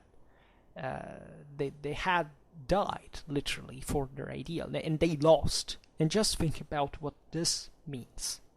Just think about those who survived and who saw this failing miserably, right? And as a consequence, of course the Saxons, kept on fighting, but now in a very different measure, on a very different scale. In the ensuing campaigns of 783, 785, the last hotbeds of resistance were crushed, and the same Widukind had to capitulate, right? He went to Gaul. He swore an oath of fealty to Charlemagne, and he took the baptism, right? And the Capitulare Saxonicum that was imposed in a short time to inculcate within the Saxons this well-measured terror to which Neithard was making reference, cleared which were the means of the ut unum sint that the Carolingians wanted to enforce. Right? Ut unum sint in Latin means so that they can be one. Right? And this was meant in a religious sense, of course. And there was a death penalty for those who would profane churches, right? which had happened, because during the revolt, actually, the Saxons went on destroying churches. Death penalty for those who would have not respected the land fasting. Death penalty for those who would have cremated a deceased according to the pagan use. Death penalty for who would have refused baptism. Death penalty for whom would have come less to the fealty promised to the king. So here we are in the harsh phase still, right? The invasion of Saxony had started since just 10 years, or a pair of years more, and it would have lasted for other 20, right? So in here, the Capitulare Saxonicum was promulgated to show that now, when arms had ceased, nobody had to dare even think to come less to these low, right? Because that would have been seen, in fact, as an act of rebellion. So this is not even about Christianity. Do you think that, Saxony was Christianized just because it was conquered by the Carolingians and imposed this? Of course, Sax of paganism remained, right? Even in popular cults, etc. Here the point was not rebelling, going to destroy churches, which equated to the fact that these people wanted the Franks out. And it had been done, right?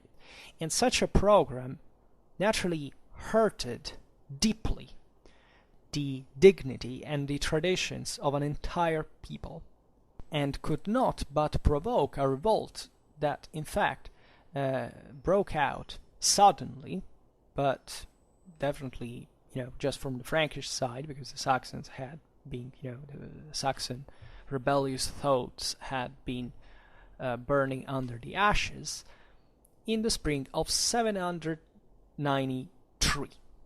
Right, so after some years, when, quoting the Annales Lauricensis, the Saxons reverted to paganism, rebelled against the Franks that were now busy in the conquest of the Avar Khaganate on the Middle Danube, destroyed churches, assassinated the clergy, and they repristinated the old cults, right?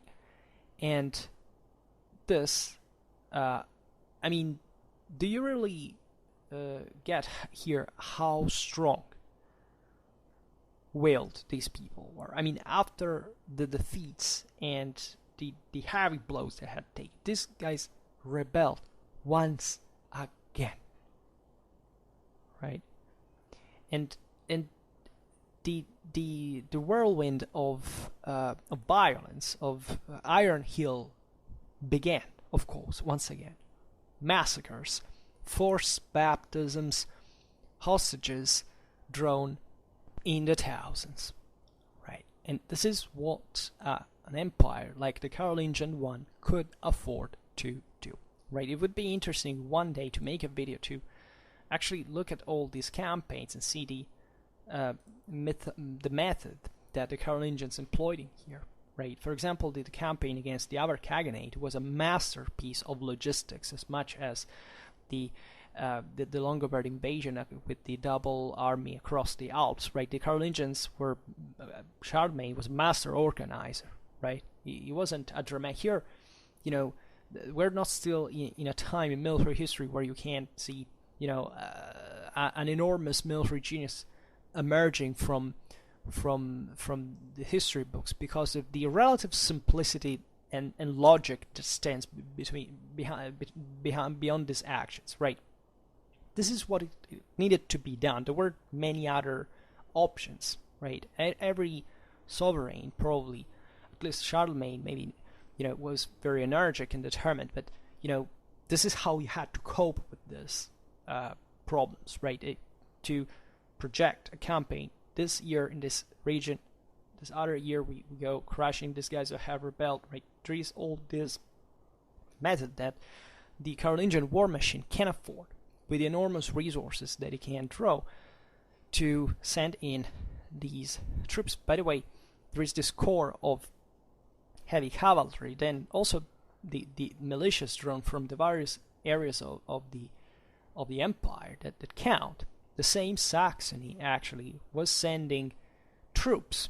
For example, in the same campaign of the Avar Khaganate, it was also a way to to disarm certain local noblemen of their clienteles, right, and keeping those guys in the army so they were watched constantly, right? So this is important because not just this land had been annexed, but of course it had to contribute heavily to the military expansion of the empire with heavy cost. As we were saying before, what do you conquer a land for if you don't have people who work in there that you can take resources from and that you send to war? I mean, this was all functional to the empire as a whole. Right. So by 797, the Saxons were subdued once again. This time, Charlemagne had learned lesson, and he avoided to repeat the mistake of 785.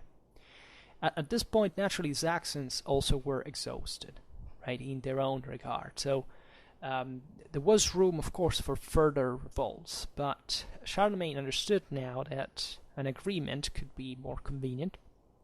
So basically, he avoided to impose these exceptional laws. He extended this, in time, this agreement with the various Saxon chieftains, and also he actually milded the local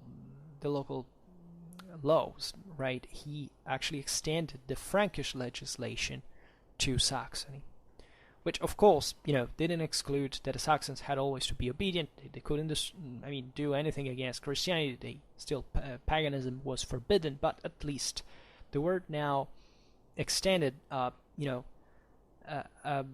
fatherly hand to say, okay, now just join us, right? And cooptation is how you rule empires. Like these aristocracies were integrated in the local government, and this is largely what also the Eastern Frankish kingdom eventually will be about, as we've seen also in dynastic terms.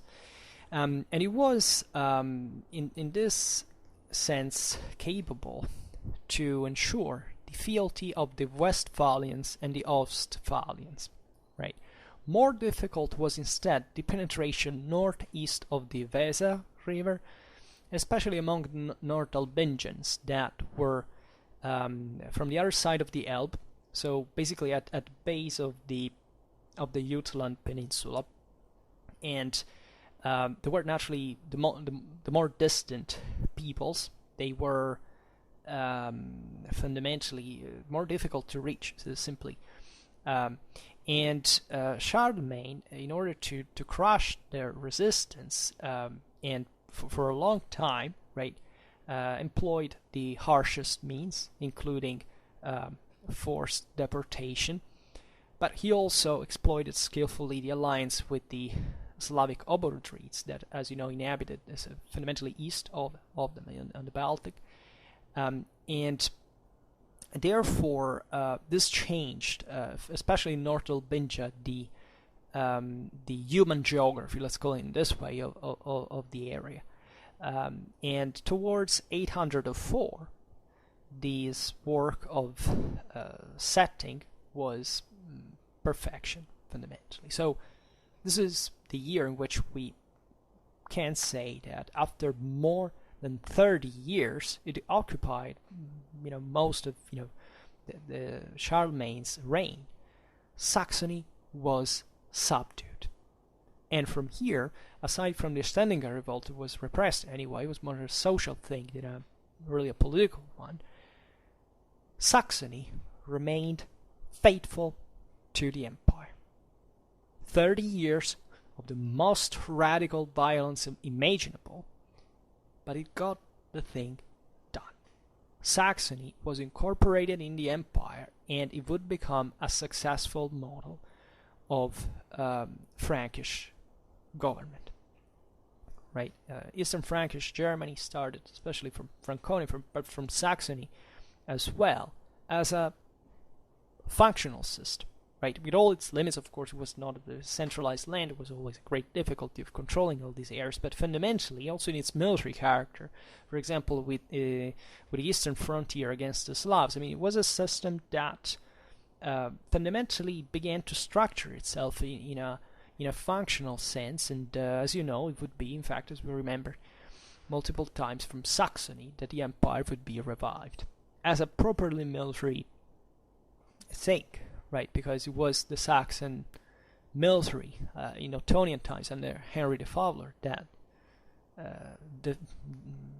freed Eastern Francia from the Magyar raids, for example, that managed to cross the Alps and to reunite Italy to, let's say, to the empire.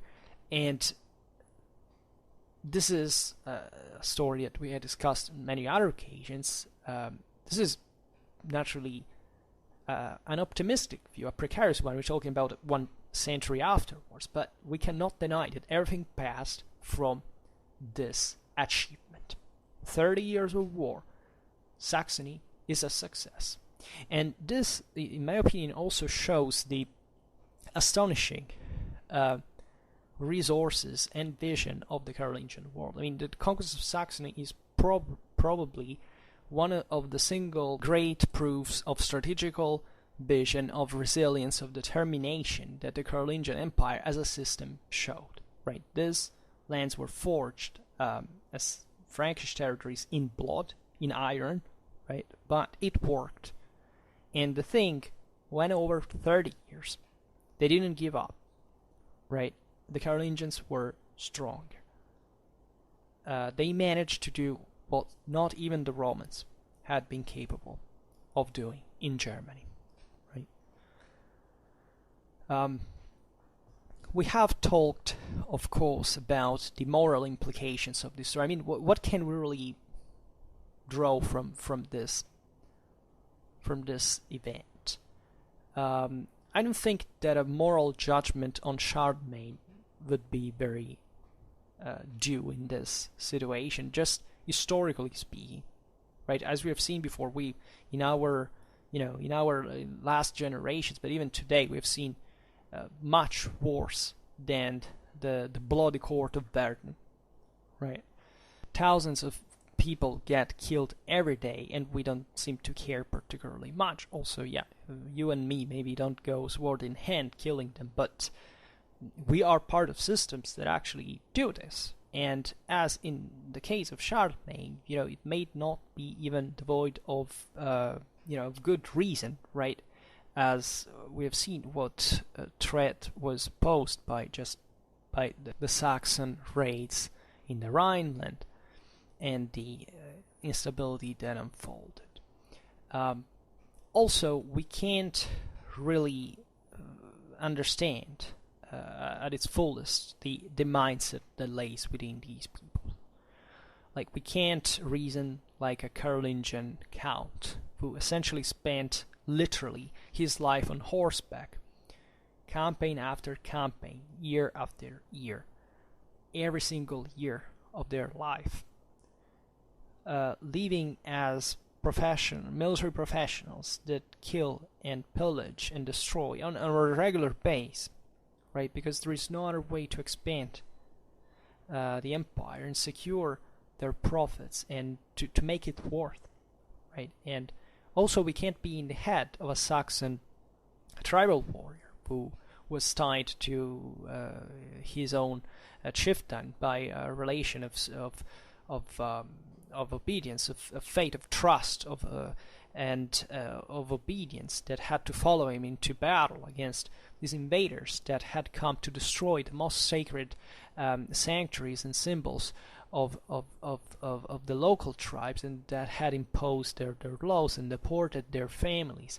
And maybe you can understand more easily, at least in this sense, the Saxon, but we can't understand how much this was not coupled by an actual interest for, let's say, human rights, or the respect for human life.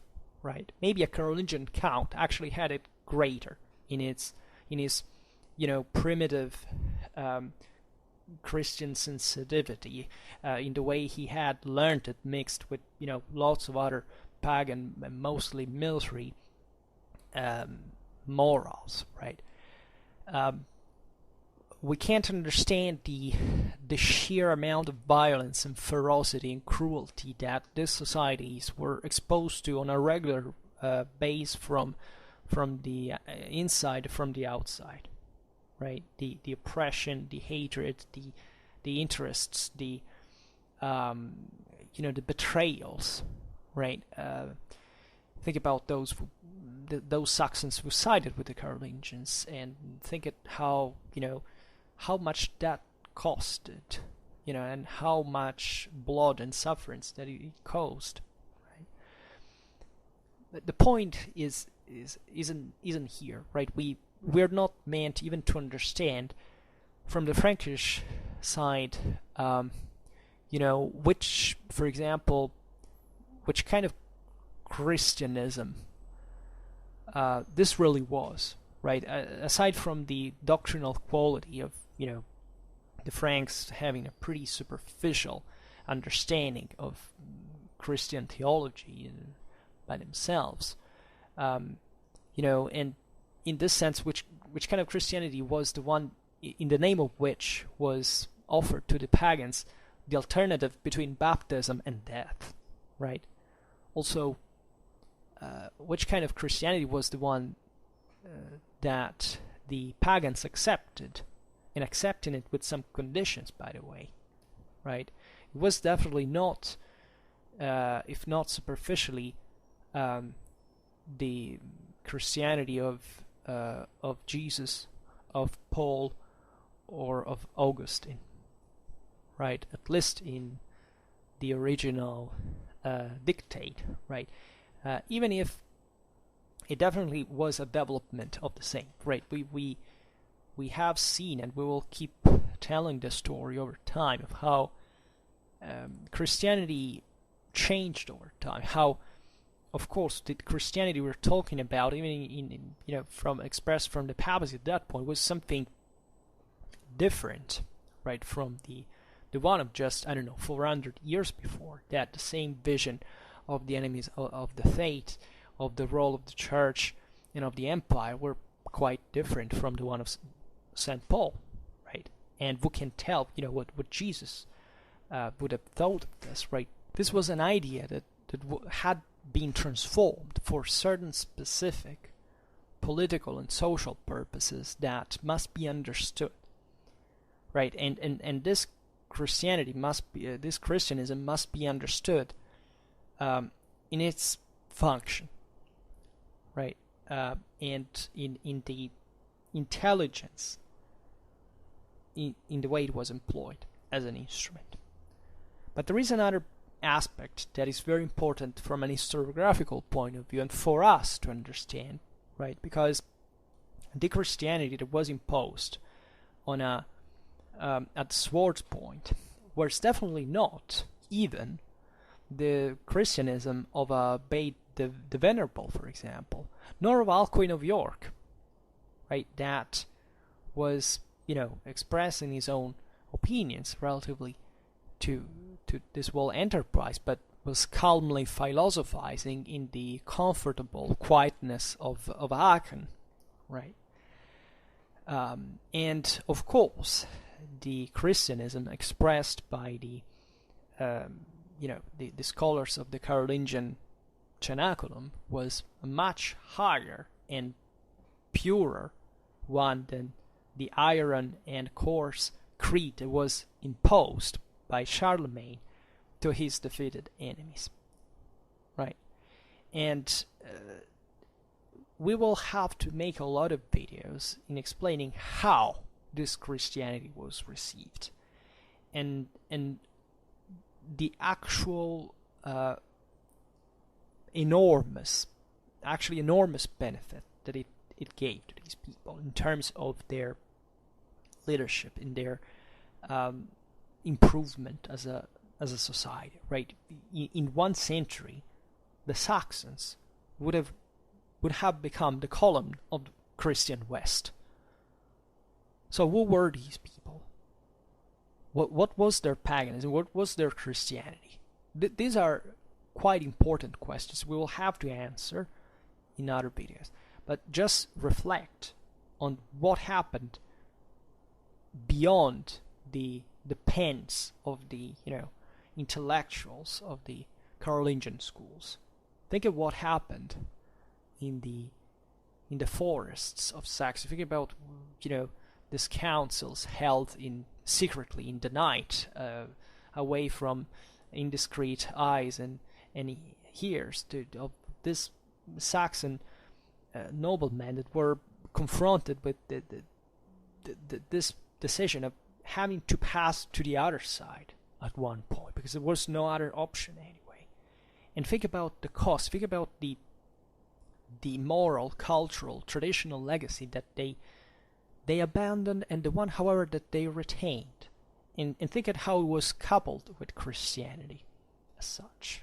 Right? They accepted the new fate from the harsh hand, from the iron fist of a conqueror, right? Not from the sweet hints of a mystical or a scholar, right? And by the way, they would have not accepted it otherwise.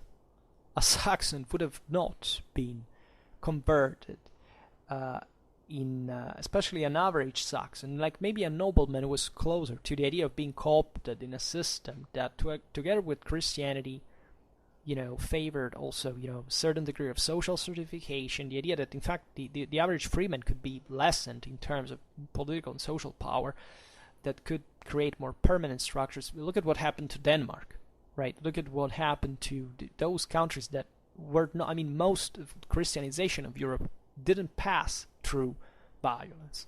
It passed through violence, but it passed through a spontaneous decision to get Christianized and to enjoy the benefits of a real civilization that entailed a completely different vision of the world in the political and social organization, in infrastructure, in the territorialization of power, quite importantly, right?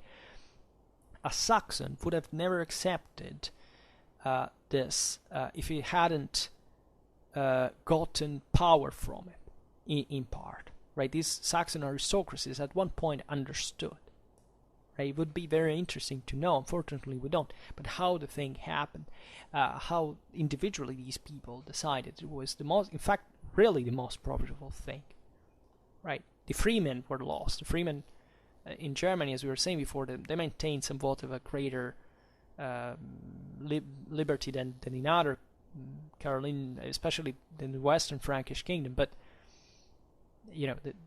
their situation got worse, right? But at the same time, the whole society improved. It's a paradox, and we can't even say how much, actually, this system was more or less acceptable. The fact that the individual power of the freemen was lessened, how this, actually corresponded to an actual worsening of his own conditions as a living being, because this is also, according to me, not true. Like, overall, these worlds improved, right, quantitatively, qualitatively, as in civil terms. It's pretty evident. It took centuries. It didn't happen from one day on another. This Carolingian conquest was a tsunami. It was a disrupted thing. It shattered foundations of these people's mindsets and society. It was dramatic, right? But a Saxon would have not accepted a Christianity that would have not been imposed by the sword. And they accepted it by the sword. This is the most important aspect of this story. That these were the ones that were exporting it, once again, sword in hand, amongst the Slavs in a few generations, with the same sheer brutality that their ancestors had suffered. And we're talking about grandparents, great-grandparents. There was not a great difference. Actually, the thing started quite immediately right? Even from Carolingian times. And whether we like it or not, which has absolutely no importance whatsoever, this is how medieval Christianity was built. And when we make history in the sense of researching and trying to understand, there's no halfway in this regard. On the bloody sods of Verden, on the corpses of the nameless martyrs of the god Wodan, to whom the winners would have denied the same crown of martyrdom, because differently from the Christians, as they said at the time, non pena sed causa facit martyrem, which means you're not a martyr just because you get killed. You're a martyr if you get killed for the Christian cause, right? And this is the fate of winners, the tearful one, because the people who got massacred in the Saxony Wars do not have a name.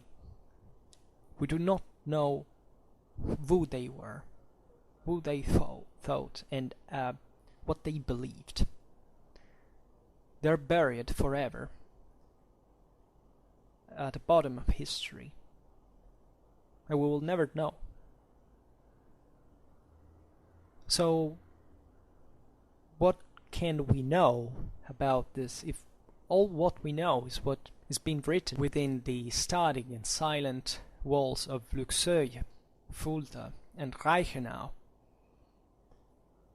So in this sweet half-shade of the choirs and of the scriptoria, the clergy was praising and God for love and peace, right?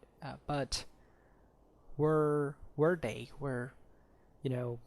forced conversions were carried out, and the most reticent were massacred, and the masses of neophytes were learning at their own expenses how to fear God, Lord of battles, right? The young and terrible Lord that had defeated their elderly gods because they had demonstrated to be stronger than them.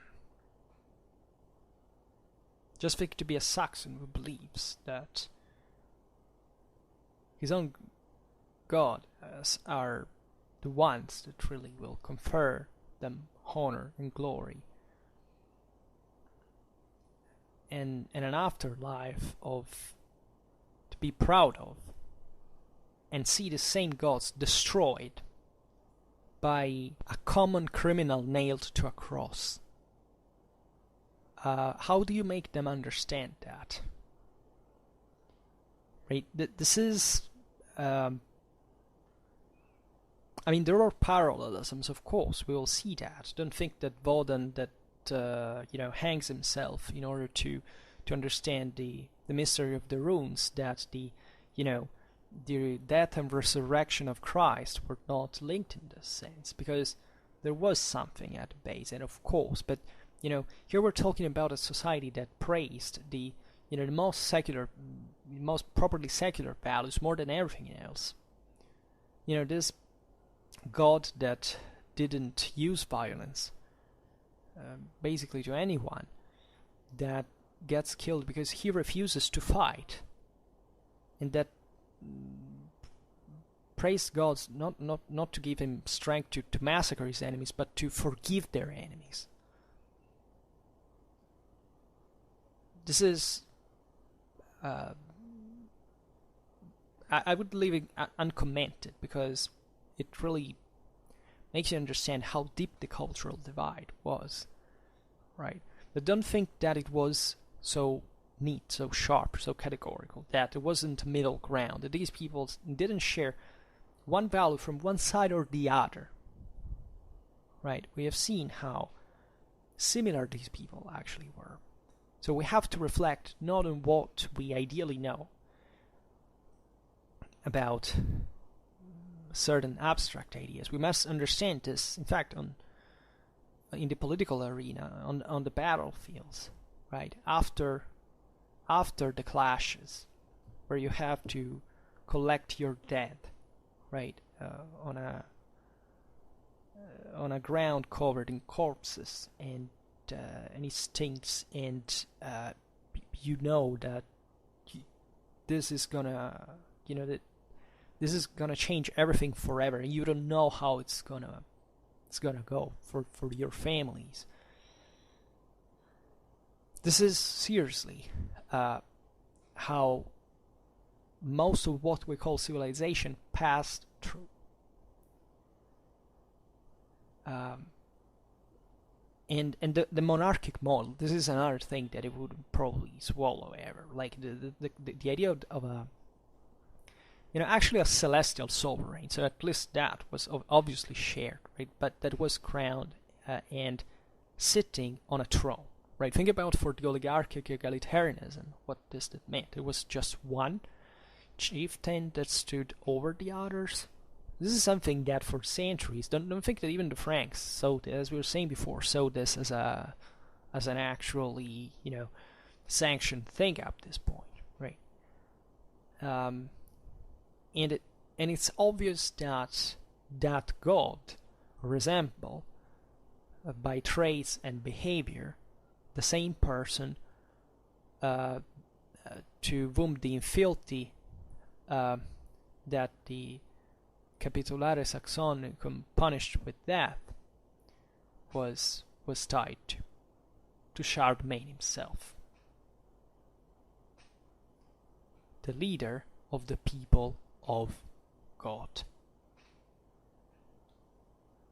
So this is probably the most important aspect, I would say, of realizing what these stories are about. We could have made a story of the Saxony Wars just in strategical terms, talking a bit about the armies. We'll do this, right? We'll do it at one point. But I thought it was better to start this first video by first of all getting here, the historical fundamentals to at least understand that, the picture in which we can think to frame in general what the deal was between these two sides, because otherwise we can't understand how these guys, from one side that they fought for 30 years, against each other, without giving up, right? And why actually one prevailed and another was defeated.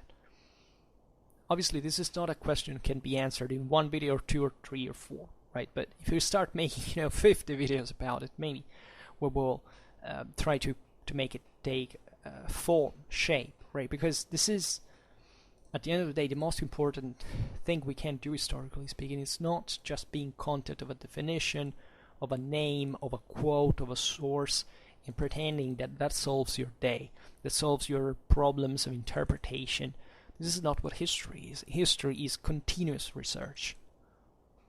Whoever thinks that history is resolved by quoting a source doesn't know what history really is as an activity in the first place. But anyhow, this was long, but I think it was worth it because it's an important topic, and I hope, as we're saying right now, to have covered at least the most important aspects that at least I think are at the base of this whole thing.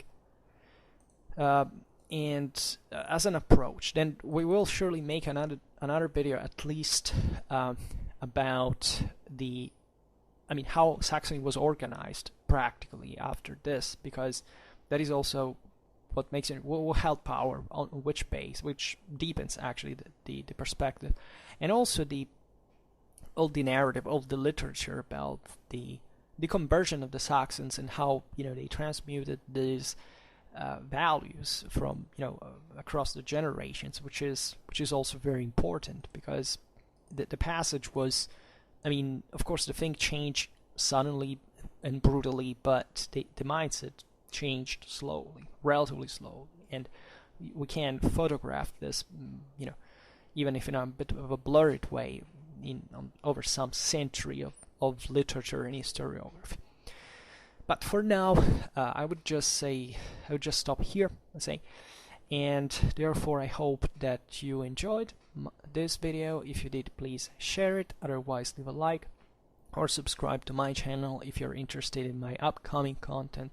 And for now, I thank you heartily for listening to me. I wish you a nice time and see you next time. Bye.